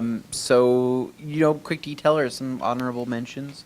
Let's talk about, PNS. Paint gloss. Let's talk about paint gloss, man. That's an OG because anti-static. Anti-static. Properties. Bead makers, very slick, right? So an OG. Check out the new Armor Details. It's amazing. Super, super nice. I really like that product. Check out, QS from Kosh Chemi. You look at, I don't know, man. The list goes on. I mean, G-Technic's got their new QD, their new quick detailer. Technically, their new quick detailer is going to be a little bit more of like a traditional quick detailer rather than a high gloss product. But C2V4, right, might be a good one as well. A lot of good ones. So pick something that sounds best to you, and then run it. Go for it. And on a less detailing note, I'm not so sure how I feel about this next one. We've got Joey saying the Neverland Ranch bumper cars live at the Cal Expo State Fairground down the street from me. I don't think it's operational though. Probably for the best. I don't know if you really. That's an as a historical exhibit that is interesting, but it carries some bad vibes. Cal Expo. Bad vibes. So Cal Expo was one of the first places I went. With my dad, so that was like Cal Expo was huge, right? I mean, they have their state fair. They also have their a lot of different like expo places there, right? Or expo events there. My dad would take us there, and that was actually where I first saw, and this would have been 2001-ish. 2001 was the first time I saw a car hood lit on fire. Oh, the old detailing trick. To showcase a wax, right? I was blown away. I was shocked. I love doing that. What did that actually demonstrate? Was so impressed at 10 years old. I never understood lit the hood on fire. It showed like, and that is where like what are you actually it accomplishing? was my first time ever like being like shown hydrophobic properties, like what like a wax would do, right? With fire. And it was just a paste wax. It was like kind of like reminded like a Zymol or something like that. I can't remember the brand. It was called like Red Line or Red. I don't know. It was something of that nature. Had like flames on the bottle. Some kind of homegrown thing. Yeah, but like, dude, I think they made a killing. I think they made an absolute. There was a killing time there. period where guys absolutely did that homebrew stuff. Like, the people are into craft beer now, but it was like that with like waxes and stuff. So, but what I found out about going down the state fair and seeing people try to sell me stuff, I like being sold to, in the sense that I think it's fun. Yeah. Like tell me what you got. Like hit me, right? And then they'll do the thing and. Or not, like I feel like they're a pretty good salesman. Well, sometimes I'll just buy something just because they go, "Hey man, like I think you're doing a really good job, and I think you should keep that up because you got me right." That's how when we were in Vegas at Resorts World, there's a place in Resorts World right kind of by the check-in area. We'll be there here in Vegas in a few months. There's a company that does like bath bombs and like bath products, right? You'll be there. There's a guy that says, "Hey, let me wash your hands." And I go, "What? That's kind of weird, right?" And he goes, "Let me wash your hands." I go, "Oh, whatever, man." Shows me this stuff, shows me this different scrub, right? Dude was such a killer salesman at like showing me how to like use these products for like hand washing, moisturizing, all of that I was like, my wife's going to love this and I'm going to buy this for her. And he's like, "Oh, you like it?" I'm like, "Honestly, I'm buying it because you did an amazing job selling me this. It was just killer." So sometimes I like that kind of stuff, but that's why I like going to the fair sometimes. Anyways, I'm Jeff Mark. Says, "Hey, two first names. New Jersey here. What's going on, man?" He's got car detailing reviews and tips. Check him out. I mean, his advertising is right there in his username. Jeff Mark, so I've never seen your videos, but maybe we'll take a look later. I'm inclined, right, as somebody who just got sold stuff to at the fair. He's telling me right here. Car detailing reviews and tips. I'd like to check that out. All right, Jeff Mark, you're on. We're going to take a look later. Let's see. So Michael here saying, in reference to Joey Belinsky, Stout versus ADS Pro. Interesting. What is best for a first-time coaching? I think he means coding. Yes, he does mean coding. All right. Anyway, moving along here, unless you had something to add to that. Yes, there's our attendee at the Turlock County Fair comment. Then we got Hanzo. Hanzo here saying, I have never been to the fair in the state I live in. I have been to the food fair back home. It happens around Carnival time. Hanzo, when does Carnival time happen? Unless he means Carnival time, in which that's less exciting than Carnival. Where's Hanzo located again? I'm actually not sure. Hanzo, where are you located? All I will say, though, from my experience, some of the craziest fair rides I've ever been on my entire life. Oh, carnivals? Yeah, no, carnivals are sketch. Well, some of the craziest fair rides I've ever been on were at Oktoberfest. Those rides are I said terrifying. this back in the day on the podcast. Those rides were not sure. You said it because I thought, it's probably like a little wacky. No, having been to Oktoberfest last year and saw it for myself, the way they had those set up, those things go so high and so fast and spin so hard. It was concerning. I was about to start riding my... There were shoes flying off. I was on the swings, right, going over the statue of whatever her name... I can't remember what her name was. It felt like those chairs were ready to give way. I was going to start riding my wheel while I was up there. It was so high. I was like, oh, my God, I'm definitely dying on this. And now, I didn't go on any of those rides because they looked so sketchy to me, but I watched and I saw like people just squirming. Dane, I'm upset that some of the funnest memories that me and you could have and the best stories that we could have are usually when we're not in the same location together. But when we are, it's quite funny and quite hilarious. Anyways, moving on.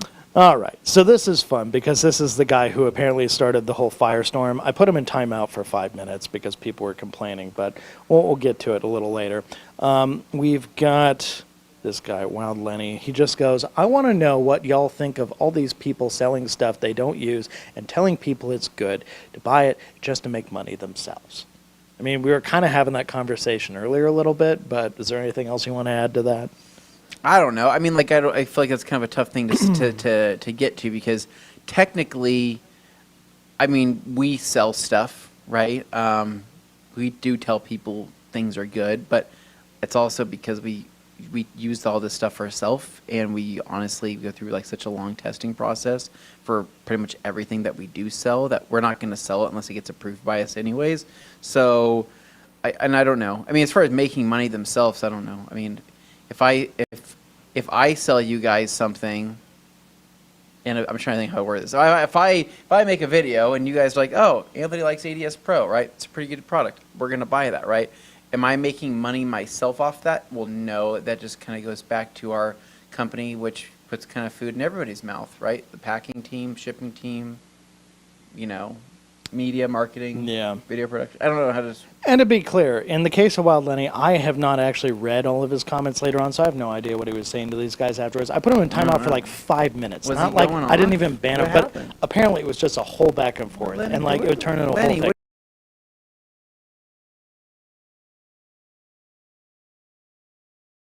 You're 7 pages behind. Was Lenny getting wild?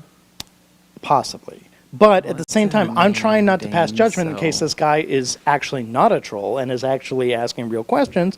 So let's see what else he said. So it seems like most people on social media, I don't know. I thought social media was to express yourself and to have a family type of audience, but it seems like everyone is just an advertising company instead. I mean, there's definitely people who blur the lines. Feel that. We're pretty clearly like a company. It's literally in our name. But at the same time, like, we are also people with opinions. Yeah. So I think what pretty you're standard saying stuff. is you're saying that you have an issue with people marketing a type of like a family culture, right? But ultimately, there's somebody benefiting the most out of the situation. But basically, I guess, mask, putting what's that, sheep and wolf clothing, right? So basically trying to be like, hey, we're sheep with the rest of you guys, we're all just having fun here. But really there's just people that are like ultimately benefiting the most out of the whole entire thing and banking off of that. Is that what I'm getting out of this, Lenny? Yeah, I'm kind of getting the feeling that Lenny may have a little bit of a chip on his shoulder based on the way he's coming in here hot. But at the same time, once again, like, if I didn't, if I was invested in like, oh, okay, can't touch that. I would much rather like actually have a real discussion with people, unless it's just purely to troll. In this case, like, okay, he's got some opinions, so let's Discuss. Then controlling like the whole market, just like they said about how they can change what people buy just based on what YouTubers recommend. I think I understand that. And controlling the whole market. So basically then it just kind of went back and forth. But let's see where we end up. Moving on to page 6. Then we've got, oh, well, this is nice. Matthew Turek here saying, my fiance, who knows nothing about detailing, commented the other day, these guys seem like the most honest detailing channel you watch. Have to agree. Thank you, Matthew. That's actually we appreciate a super that, nice comment. honestly. That's very nice, man. I appreciate that. No, that actually, that really does mean a lot, so thank you. And then I've got like Joey respond. So yeah, go ahead. You know how when you see like sometimes there's you know, see them with like clever signs. Okay. Right. Like, you know, like the signs where like there's like the guy that just hold up the sign. It says like, "Why lie? I just want booze." Right. Oh, right. Sure. Kinda Yeah, like I gotcha. that. I respect that because they're just being honest, right? Like, hey, if I give you this money, are you truly going to go buy shoes? Are you really going to go buy a meal, right? No, I'm probably just going to go buy a bottle of alcohol, right? Maybe. No, I'm not saying all of them. I'm just saying Well, it's hard possibly. because, like, You as just don't know, right? myself, I'm always, like, overly empathetic towards things, so I'm, like, a total sucker sometimes when somebody says they need help. I I'll give buy money. into I it. give No, money to like, I people want to help people. regardless, whatever they're doing. I know Yeah. there's some part of my brain where I'm like, they may be taking advantage of me in this moment, but, like, what's $5 in this case? Like, fine, okay, just, kind of thing. But I'm not saying I do it every time. But in the instances where I have, like, I didn't feel bad or, like, I was a sucker afterwards. I know some people are just like, I would never. And fine, that's your opinion. But just on the off chance they're actually being real, I'll take that risk. I gave a mom and her kid. This was like probably like half a year ago. I think I gave them like $60. I just gave them whatever I had on me, and I was just like, whatever. And I don't know if it was going to a good cause or not, but I said whatever. Like, here, let me. This made me feel good in the moment, right? But for us, what I'm trying to say, I guess what I'm trying to get to here is where we don't really have any benefit to like lying to you. I don't really make any more money by lying. We don't make any more money by lying to you. We don't really do that. We'll just be honest. We just feel like, as Dane's mom says, it's better up in a lie, right? Didn't she always teach you that? Do you remember that? Your mom taught you that. Sorry, I was distracted by the fact that our friend here that I put in timeout came in under a different username and is just going off. Oh, anyways, he's real feisty. Well, he's wild. But so he's feeling a little trolly now. Do you remember when your mom said, right, it's better to just be honest and tell the truth and rather than get caught in a lie? Oh, absolutely. And you took that to heart and then some. Not even to heart, Dane. Dane lives in Catholic guilt every single day, whether he is guilty of anything or not, just lives in it. It's exhausting.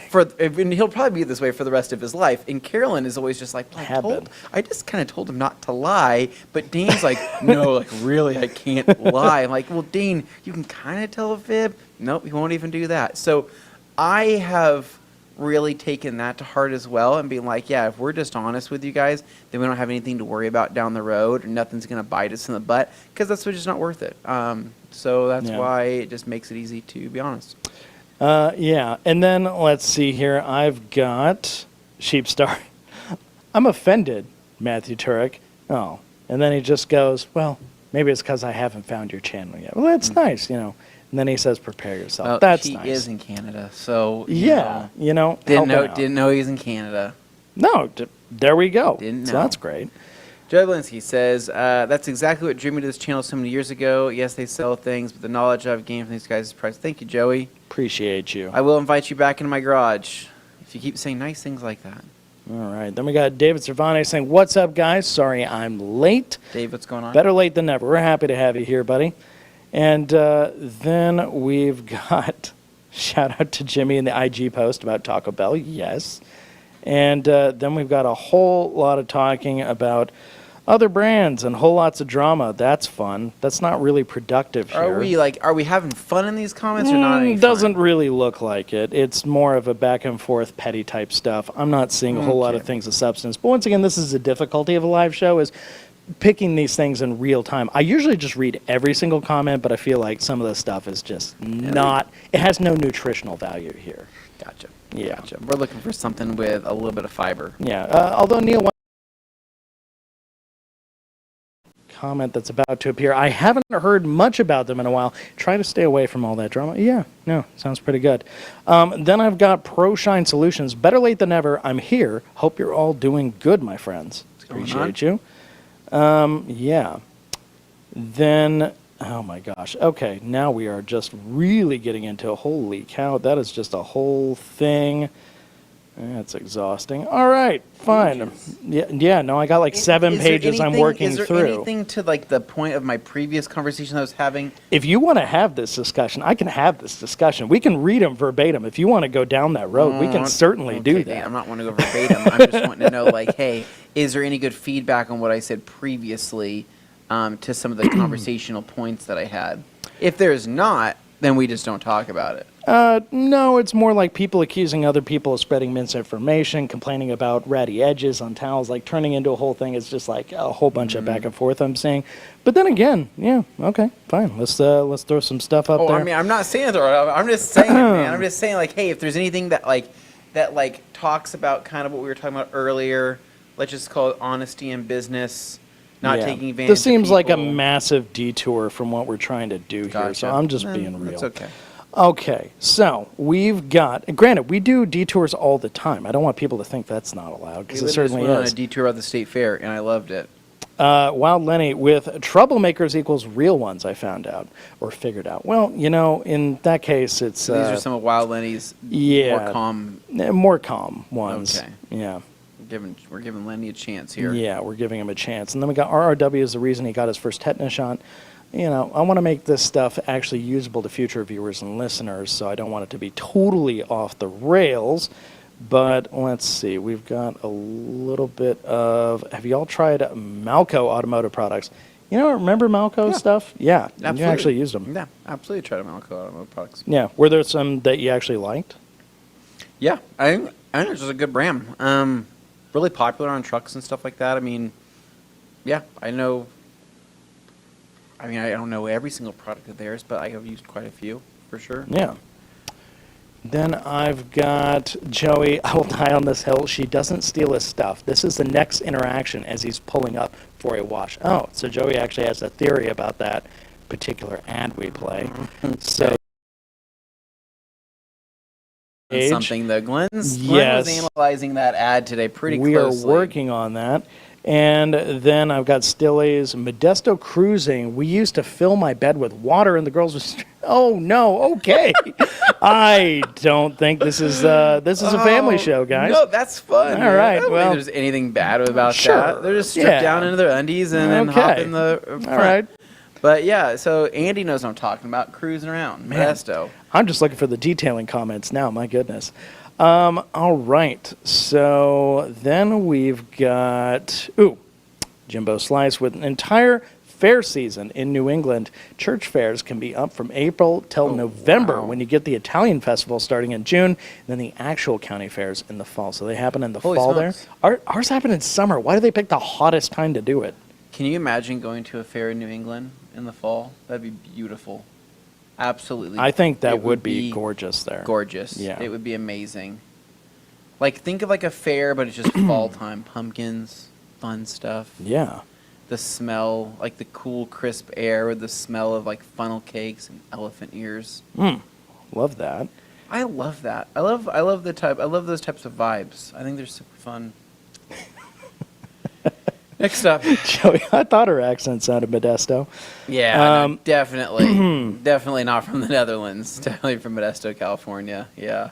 All right, so then it's just a random. I'm looking for the detailing comment. I am having to dig through some stuff to get here. Let's see. We've got Lloyd G. FSC works great on light/fresh residue, but it's not a true water spot remover. I like to use PNS Pro Series water spot remover for the tougher spots. Very good. Nice. All right. And I will say, in terms of the Pro stuff, like we don't necessarily carry that, but you can buy it directly from their site. Of it. Yeah, you can pick it up from PNS. And then I've got... Oh, that's funny. Okay. We'll throw in a little more Wild Lenny here. KCX is just new and overhyped. You can get the same results as superior products and chemical guys in Suds Lab and CarPro. That's just what I've heard. See, the fun thing about that is KCX is far from new. It's brought up a lot more recently because now they've got strong distributorship here in the U.S. But the fact of the matter is they've what they've been doing for ages. So decades. yeah, I mean, we're talking So what? back. What people don't realize is that I mean, People I don't know, only it's see what they see on social media. Well, I'll just Lenny, you're getting wild. I like it, but Yeah. Like once again, I'm welcoming like a little the spice. I want it to be productive here, and maybe our opinions differ on what productive actually is. okay, hold on. Also, he's not going by Wild Lenny now. He's got a different username he's been popping off on, but he seemed to take issue with me putting him in timeout. Okay, here we go. You ready for this, Wild Lenny? I knew that I had to make sure my year was correct. All right, do it. Coach Chemi was founded in. You ready for this? I know what it is, but here we go. Are you ready for this? Lay it on him. 1968. Does that sound new to you? 1968, my friend, that Coach Chemi was founded. And so let's go ahead and clear this up right here, right now. Isn't that where Gen X starts? Okay, Chemical Guys, owner of Chemical Guys, wasn't even born yet. No. Wasn't even born. Suds Lab, not even a thought in the... Twinkle in its father's eye. Yeah. Carb Pro, didn't exist. Superior Products, I'd have to see the exact start date. I don't think it was 68, but I know that like PNS, for example, was started in the 60s. So I don't have to kind of be careful about where I start certain dates. But anyways, so KCX is not new. They've been around forever. From Germany over to the U.S. So is it new in the sense that it's new for people here in the United States? It is, yes. Not a new brand by any means. So like, for example, like that would be like Lenny, so that would be like somebody in Germany watching a German detailing channel going, oh, Meguiar's is just the newest. They're just the newest, most overhyped brand. And we would be over here in the U.S. like, what? Excuse me? Meguiar's has been around literally forever, right? Mother's has been around forever, right? But it's just how we perceive things, right? But to your point, though, could you still get great results with all those brands, Superior Products, Chemical Guys, Suds Lab, and CarPro? Yeah, absolutely. You can get great results with almost every brand out there. There's no denying that. There's very few Different truly strokes, different bad products out there now. There's a lot of stuff that's okay, decent, good, and with enough effort, you can make anything work for you. But at the same time, how often are you going to want to do extra work if you don't have to? You're good. Yeah, Come on in. you're good. You come on in. Yeah. Yeah, You can we're buy just whatever, shooting a show. You're whatever good. you want. You're good. All right. So next up, now as far as overhype goes, I think a lot of that is perception and the way the algorithm feeds you stuff on Instagram, on TikTok, on YouTube. Well, you get the impression that certain things are like, oh my God, that's all anybody's talking about, when actually it's feeding I you think that. Coach Chemi But we've around the carried world. it for quite a while We've had it for now. many years, right? But I'm saying that in general, though, I think that Coach Chemi has finally had that breakthrough to your everyday consumers and prosumers that it was trying to get to for years, right? I mean, it took years and years and years to get to this point, right? But if people think that they're a new brand, that tells you that breakthrough in marketing is finally started happening. You're reaching new people. But they're finally reaching new people because up until this point, then I would suppose that if you're using Coach Chemi, that would have been a pretty niche brand to probably use here in the States. Very popular in Germany, but like in Europe, but it would have been a niche brand if you were using KCX up to this point. Yeah. I really want Lenny to respond to what I'm saying, and I'm wanting to know that we're doing this. Yeah. That no, we're like, getting through this together. Like he said, when I put him in timeout, I go, saying we're having a discussion and putting me in timeout is wild work. And it's like, well, at the same time, like you were clearly disrupting the whole conversation. I want Lenny to respond back to what I just said about Coach Chemi being from 1968. Yeah. And my response to that, I would like That's to give fine. him a moment to respond. By all means. He'll be responding under another name, but I'm Okay. sure he will. So Esteban here. Esteban says, I've been detailing for about 2 decades and found many brands I favor for certain tasks. Been thinking of converting to a single brand. Any opinions? Brands, PNS, Geon, and Clean have been calling my name. So is there a reason why you'd want to convert to a single brand? I think he's just doing Just- it because it's more satisfying to see like a very simple looking shelf or something. In terms of finding like what works for you, there's nothing wrong with using multiple brands products. And I'm not saying that because we carry multiple brands. You can carry stuff we don't carry. I don't mind. Like if you happen to find that you like something from another brand, great. Whatever makes you happy. Yeah.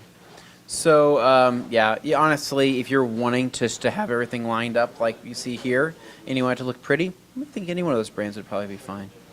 Yeah, that's pretty much it. Just find what you like in the most, within the most of that one individual brand, and stick with it. I mean, we have a lot of people that trade in some things for their PNS, for all PNS, and people go all Optimum, and people go all G-Technic. That happens every once in a while, but then we have other people who just really want to curate and have a process with different brands for different right? That's their process, and that's how they do it. Totally up to you. All right.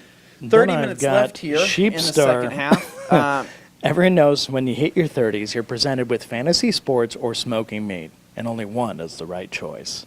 You know what? I managed to dodge both bullets. I don't care about fantasy sports or Haven't- smoky meats. Eating smoked meats are Eating delicious. smoked meats, Love that. I'm with that, but I can't. My what's that called? I've said this before. My brain. I don't have any more capacity for sports. You There's seemed there's- athletic, but you're not an athlete, and There's you know nothing there. nothing about There's like sports. nothing. It's full. Like whenever it goes, hey, sports, my brain just goes like 99.9% full. There's like Yeah. an error message that pops up, and I just leave it at that. Tug R says, what is the preferred towel for cleaning interiors these days? A lot of different things. Creature Edgeless 365. 365 minor, you could do rip and rag, XLs, the pearl weaves, you can do a standard pearl, all-purpose terry. The choice is yours, Tug. Yeah. All right. Choose wisely. And then we had, let's see, David Boyce asked, because the problem was I couldn't read far enough ahead in the comments to see, and I knew that Wild Lenny was the new variable in the comments, so I took David Boyce's word for it and I put him in timeout for like 5 minutes. I didn't want to like ban him for the whole time because that's not how we roll. But in that case, I gave him that. And this was his very thoughtful, mature response. Cameron Leonard, gee, I think he may be the same person. What do you think? We're dealing with a very mature person here, so that's great. And then Sheepstar says they did answer your question, so there's that. Anyway, moving along, I've got, oh boy, okay, it just keeps going. That's We start awesome. a war. Yeah, no, we apparently started a really war. kicked a hornet's nest. Yeah, Neil White. I walk away for a few minutes and come back to a brawl. That's right. I wish I could be witnessing this brawl. I mean, I'll go through it later. It's just I don't want to waste viewers' time with that No, me stuff either. if it's not Yeah. actually going to contribute to anything useful detailing-wise. So, boy, we got to move through some more comments. This is ridiculous. Shout out to these poppy drinks. These things are delicious. They There are we a go. prebiotic soda with roughly 25 to 30 calories, and they are delicious. Joey Belinsky says, now that I've detailed 100 vehicles, do you think I should increase my prices? No more $50 coating jobs. If they Yeah, were getting Joey, $50 I coating mean, jobs from you before, you were definitely undercharging. Because I bet that coating cost you more than $50 in the first place. Yeah, Never so mind Joey, the labor. you are, you've got some experience. Yeah. You're ready. You're ready for the big leagues. Next up. All right. Then we got Megan here. Help! Bought my son a Camry, and there's something I can't get off the trunk lid paint. Guessing it was something adhesive, I tried Tarex and 3M specialty adhesive remover, no dice. What do I do now? I bet that Camry probably had a stick-on spoiler before or something. Yeah, you think? Maybe a little 3M tape? Megan, you could try with caution an eraser wheel. You can see what happens with that. If it still feels tacky or still feels like adhesive, then obviously there's something on there. If it's just a mark, like if it's just like discoloration, right? Then you could do just compound and see if a compound will remove it. Just a little on a towel and just rub it and see what happens. But if it's still sticky, tacky, and there's something on the surface, and you've tried Tarex 3M adhesive remover, it's not coming off, then yeah, you can usually try just lightly buzzing it with an eraser wheel and see if that'll just physically abrade it off. You can also just do like a little bit of clay with some lubricant, see if you can just kind of get it to start tacking off a little bit at a time. But I wouldn't. Yeah, don't stress out too much. You'll either burn through paint or you'll get it off. There's no in between. I'm just kidding. I'm just kidding. I'm kidding.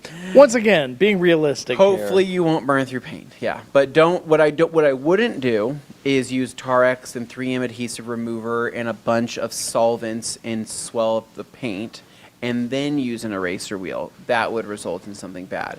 What you need to do is try one at a time, give it time to off gas to neutralize itself. And then once the paint swells down, then that's when you could try an eraser wheel.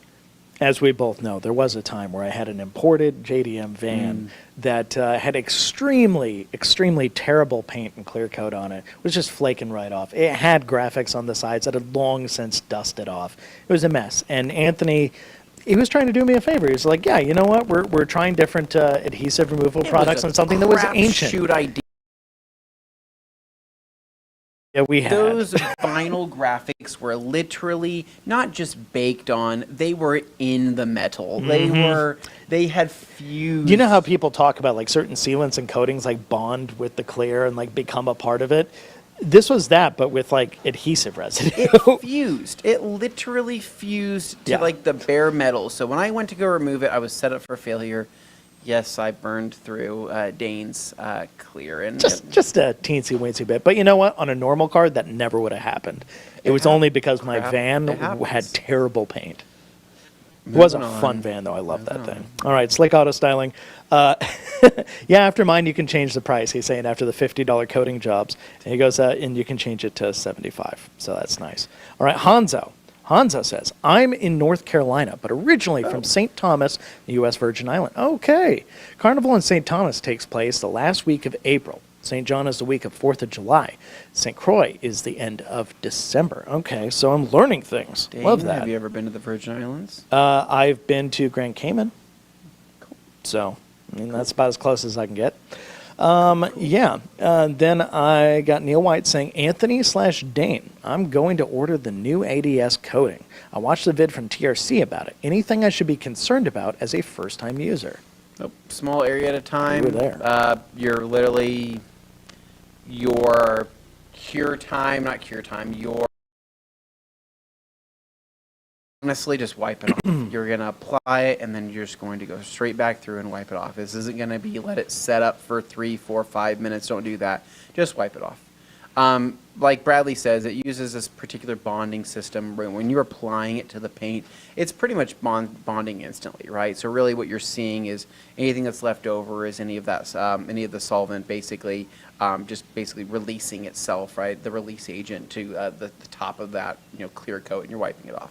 So just do a small section at a time. You get a high spot, don't worry about it. A little bit of compound, we'll take it off. It honestly was a really straight, it was just I would call it a traditional coating application with not a lot of wait time between application and removal. You're just removing it immediately. It gets super slick after a few wipes. It'll start feeling really, really nice, and that's it. I mean, I wouldn't overthink it, but try to do it in the shade, try to do it in a clean environment. And if it's a massive panel, right, like for example, we were doing the Raptor hood, right? We did the Raptor hood in 3 parts. We did one part, which would, separating it from the side of the hood vent, and then we did the middle with the hood vent section, then we finished it off with the other third on that side of the hood vent, and doing that was great, right? So use body lines, use contours, use things like that on larger panels to map out and essentially find out where you're going and what you need. Yeah, I don't know. Keep track of things. Yeah. All right. Then I got Sheepstar saying, read my last meaningful comment, Dane. Sheepstar, if I knew what that was, I would read it. Unfortunately, there was such a flurry there, and I was trying to get through and not, obviously, we'll be real. We'll talk about stuff, but at the same time, it just looked like people were fighting. So in the interest of maintaining a good flow to the show, I didn't want to derail it. And me looking through and evaluating every last one, dealing with it that way. I'd much rather give people a show they can actually watch. So if you want to throw it up there again, I will check it out, definitely. Alex Dewar, I will say Gabe, Carson, Joey, and myself did a great job preaching the gospel of premium microfiber to the new people we met. This was at Monterey Car Week. difference firsthand. Those three guys were fantastic. Nice to hear that. Thank you, Doer. Then moving along here, I've got... I lost my spot. All right, so we're back to page 2 now. All right. My hot take, says Flak Pyro. I was surprised when you did your mystery brand test with Geon. You seem mostly unimpressed. I'm a big fan of their products. Planning to level some Moe's Evo with your pearls soon. Once again, like, we're not trying to bag on anything, and it was also, the people didn't know what they were using. Like, that's the point of those tests, is they have no clue, so they're evaluating based on their own experience. And remember, everybody's experience can differ. We're just operating off of the knowledge that we have that day in those circumstances in that environment on that vehicle. Yeah. No, when we did those, I mean, truthfully, man, we didn't know what we were using. I mean, like, and we had to kind of have we'll call it a company conversation about that, because what we don't want to do is necessarily make a brand look bad. We don't want to talk bad about a brand. Like, the whole goal of this was just to make entertaining videos. But, like, you know, when you grab people trying detailing products for the first time, you're going to talk about what your thoughts are, whether or not you like it or you don't. It's just how humans are. And so we weren't trying to say anything bad about the brand. We were trying to figure out, you know, what we were using. I will say that what you probably saw there was, I mean, truthfully, probably our initial thoughts. I mean, if we ever are blown away in product testing, you'll see, you'll know. I mean, one of us will get really excited. We'll grab somebody else. Come check this out. Come check this out. And surprisingly, it happens even whether the bottle's labeled or not labeled. I mean, we've had product come in here where I go, oh no, I've seen this brand online, or I've seen this brand before. Like, this can't be good. And then we go to test it, and I'm like, what? Like, that's crazy. Like, this product's amazing. I got to go grab a bunch of people, and I'll go do that, and everybody. I mean, just for example, I mean, we had a bottle of the Stoner's ceramic detail spray, right? That we had just been we had on a shelf. We forgot that it was there, and I went and grabbed it just to clean something with. I was wiping down something, and I sprayed it, and I go, this stuff feels really nice. And I go, and it smells incredible. And I'm like, everybody needs to smell this, since everybody came and smelled to enjoy using in my spare time. And but that will happen naturally, right? And we don't. So what we were filming was just the natural process of us trying something. With that said, Geon makes a great detail spray. Love their quick detailer. Thought that was awesome. And they had some other really stand-up products as well. But I mean, I think that just in general, I think as a comprehensive line, I think there's still some stuff left to be desired in between. But that's why, again, no line is perfect. Every line's going to have some big hitters, while there might be some other products that aren't maybe your favorite, and that's pretty normal.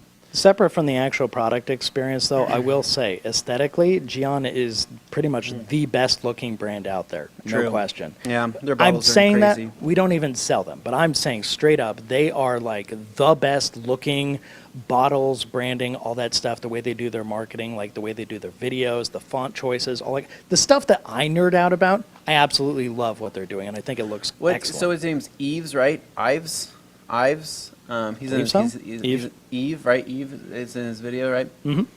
I think that guy's very entertaining to watch and quite relaxing to watch. I like his accent, and I think they make great videos. So that got to count for something. Neil White very much enjoying the thought that KCX is a new company. That is definitely not it. Okay, so moving along, there was a question. They were feeling spicy up here, but I want to get to it because it was actually a good one we can totally address. I'm just going to skip right up to it. Let's see. We've got... Wild Lenny, did I stress people out? I've been chilling. Then Megan saying, I don't hate you, Wild Lenny. I don't know you, but +1 for the Wimpy Kid reference. Love that. Then let's see here. I've got Sheepstar saying the key isn't how you handle a product that performs. It's how you handle a product when it doesn't. Do you stand behind the consumers or the brand? And then Wild Lenny very boldly saying they won't answer that. Sheepstar, they can't be real about that. I want to prove them wrong. So, Okay. Pull it go up. for it. pull it back up. Yeah, bring up Sheepstar's comment here, because I think this is one of those. It's basically a Okay. customer service point. It's how you handle a product that doesn't perform. Yeah. And do you stand behind the consumers or the brand? That's a good. In general, when we find that we have a product that doesn't perform or there's something wrong with it, right?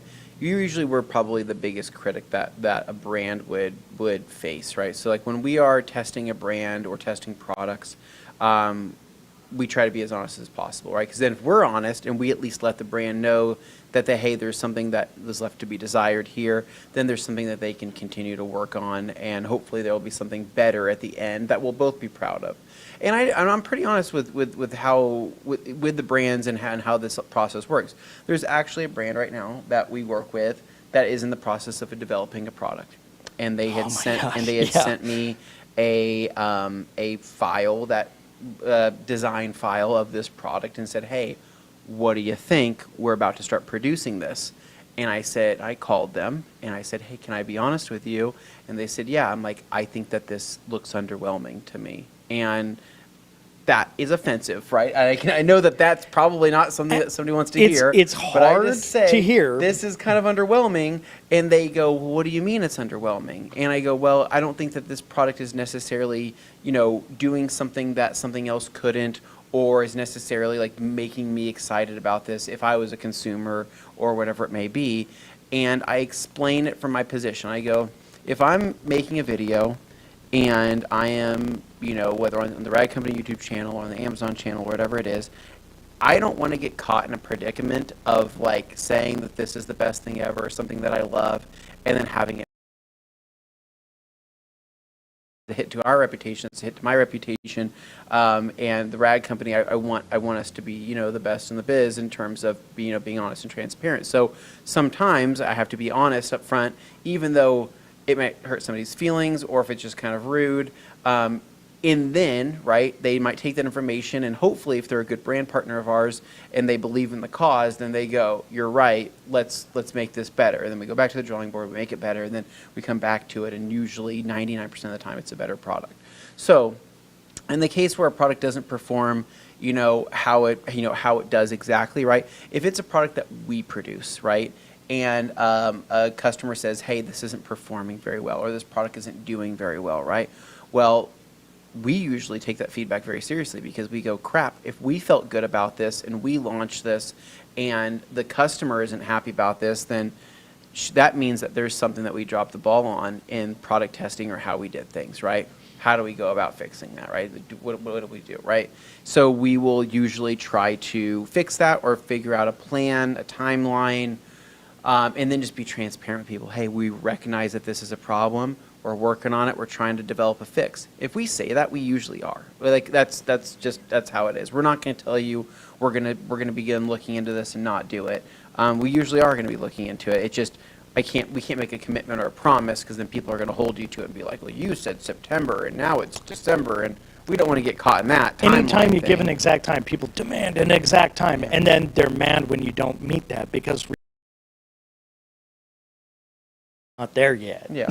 So now, say if it's That's being real, by the way. If it's a close brand partner, right? Like, let's just say it's one of our biggest brand partners. Let's just say it's Coach Chemi, it's PNS, it's whoever, right? And the product is not performing, and there's an issue with the product, right? And your customers are talking about it, right? Or our customers are talking about it. I'm the first person to call the brand and be like, hey, there's an issue here. Like, what do we do about this? Or this product isn't performing. What do we do about it? I'm not going to lie for the brand. Like, what am I going to say? Yeah, that's pretty normal. I don't know if it's normal or not. I need to ask. So then I go and ask. And then once I do that, then that's when I have a better answer. Then I can tell you guys. What we try not to do, and I'll be honest here, is we're not going to throw the baby out with the bathwater. Like in the case that there is an issue, like with a brand or a product or whatever it is, I'm not going to be like, wow, this brand is dead to us now. They had a clumping issue with a spray sealant, and now this brand is the worst brand ever. Why would I do that? Everything else in the brand is good. Everybody makes a mistake. But it's just taking that information, understanding why it happened, relaying it back to you, and then fixing it. And then and the fix from there is really just as simple as, We work directly, any company that we work with has a direct line with a chemist and or somebody of power to be able to fix any potential problem that can go wrong. And we've done that since the beginning, right?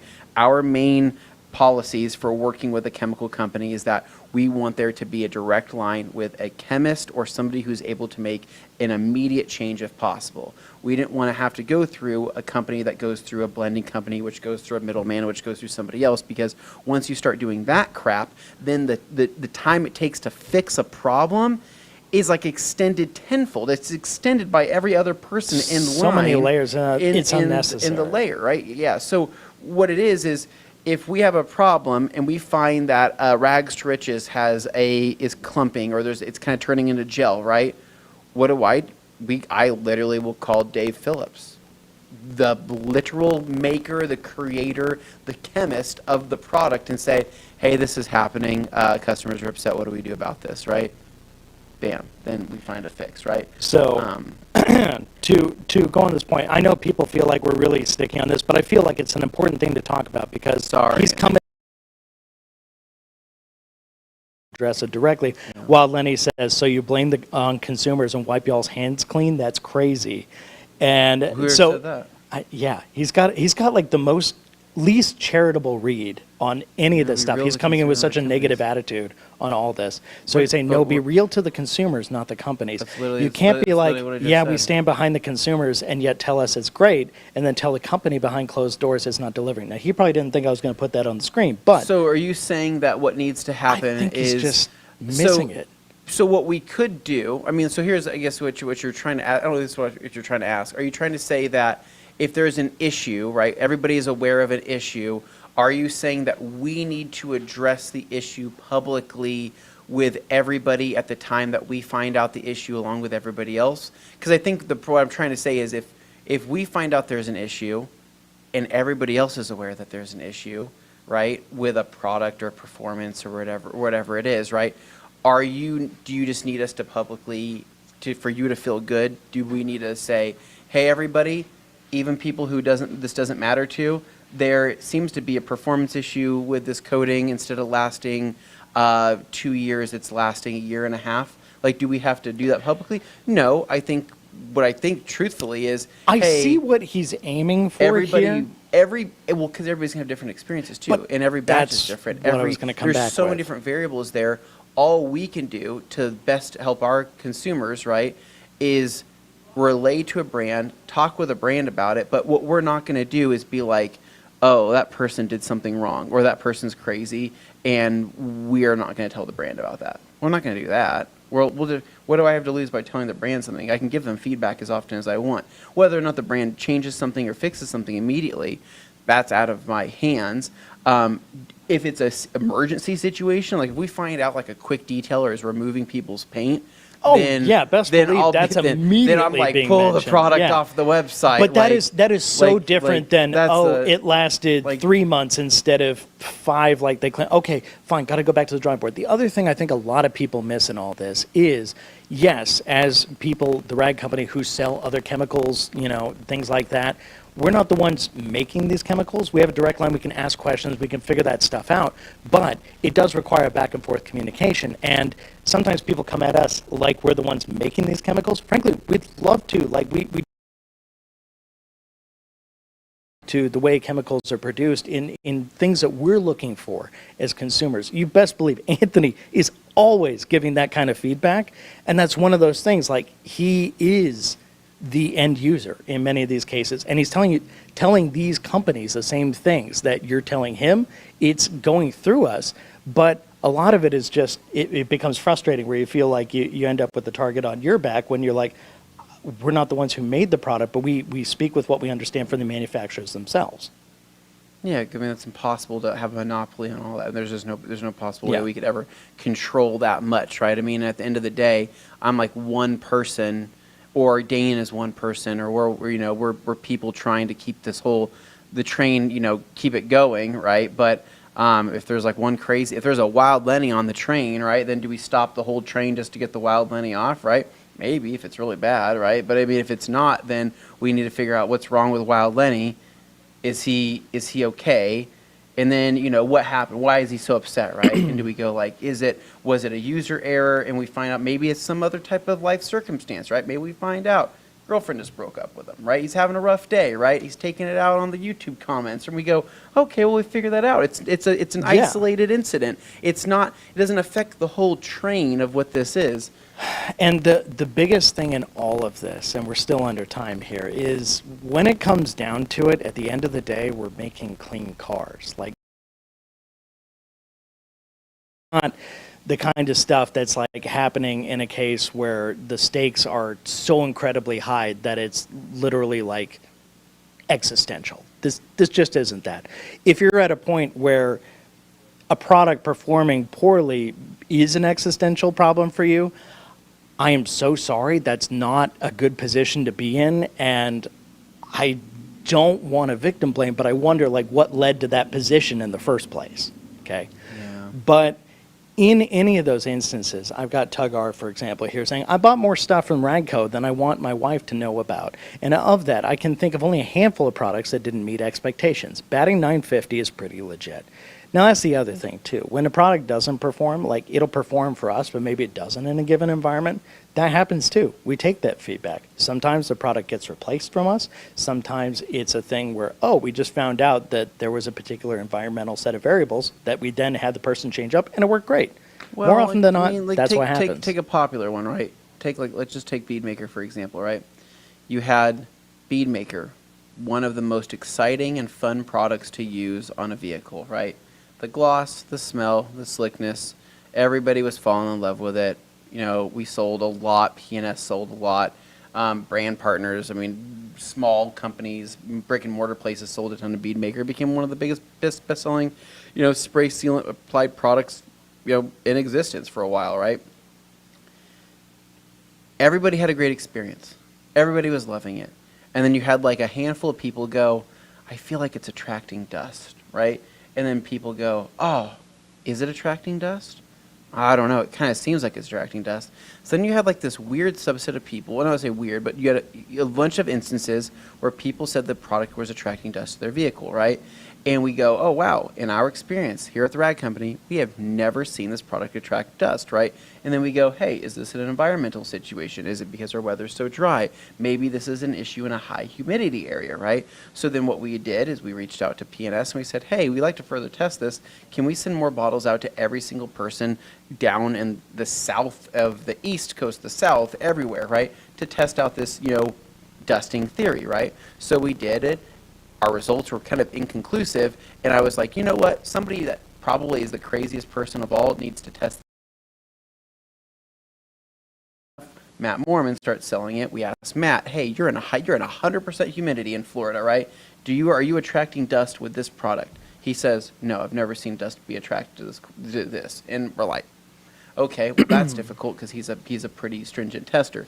We send it to other people. They test it. Well, it goes back and forth. Ultimately, it results in, hey, if there can be a change to this to add a little bit more anti-static properties, can we please do it? And I believe at some point, and I don't know the exact date, there was a formula change. I don't think that it was very apparent. I don't think they talked about it. I think they did it to reduce any type of dusting associated with that. In the meantime, people were saying, hey, you can take paint gloss and go over the top of Beadmaker to add an anti-static effect to reduce any type of dusting. But what it was is we had one result, other people had another result, so then you have us being a seller of the product. Do we have to take the people's word for it? And the answer is yes. If this is going to be affecting why people buy the product, or if people are going to be talking about the product and reviewing it, then we don't want that, right? So then we have to stand for a change, thus we have to stand for it with the consumers, even though we never ever had that result or that impact from that product. So it was a whole crapshoot, but that's one example of like a, what do you want to do? I mean, at the end of the day, Dane said we're just cleaning cars, right? It's not rocket science here. We're not saving lives. But we're also humans here. And that's a big part of it, is trying. remember, the person on the other end of the line, anytime you're in a customer service facing direction, remember, as much as you want to treat the person on the other end of the line like a robot who's just going to do things for you, they're also a human being. And it helps to communicate in a way that you would with a fellow human. And that goes a long way towards making the whole experience better. Now, I want to throw just a couple more comments here, and then we'll wrap this up. But Megan here saying, I really respect what you do. Thanks to you and all at TRC. And a compliment for my 13-year-old daughter. Those guys are pretty chill, I guess. Nice, So I thank you, appreciate Megan. that. I And then appreciate Wild it. Lenny, She I sounds actually pretty want chill. to end with Wild Lenny because he says, I have a 13-month-old and one due any day now with my wife, and I'm 25 years old. I'm big chillin'. So congrats on the new one along the way. And I know it's been a little spicy today, but at the same time, that doesn't mean we can't be people here. At the end of the day, we're all people. So I appreciate that you came in here, Lenny you has made a the lot- discussion. Wild Lenny has a lot of Wild things going on. indeed. He has a lot of things He going kept on it right going. now. He's got 2 kids and he's 25. You got a lot going He's on. got a lot there. going on. So I hope the best for you and welcoming the new one to the welcome here. Just be chill. You say you're chill, be chill. So, all right. Ask those questions, though. We're happy to keep it going in a productive way. That's it. All right. That's All right, it, guys. So thank Happy you Friday so Eve. much. Happy Have a Friday good weekend. Eve. Hit that thumbs up.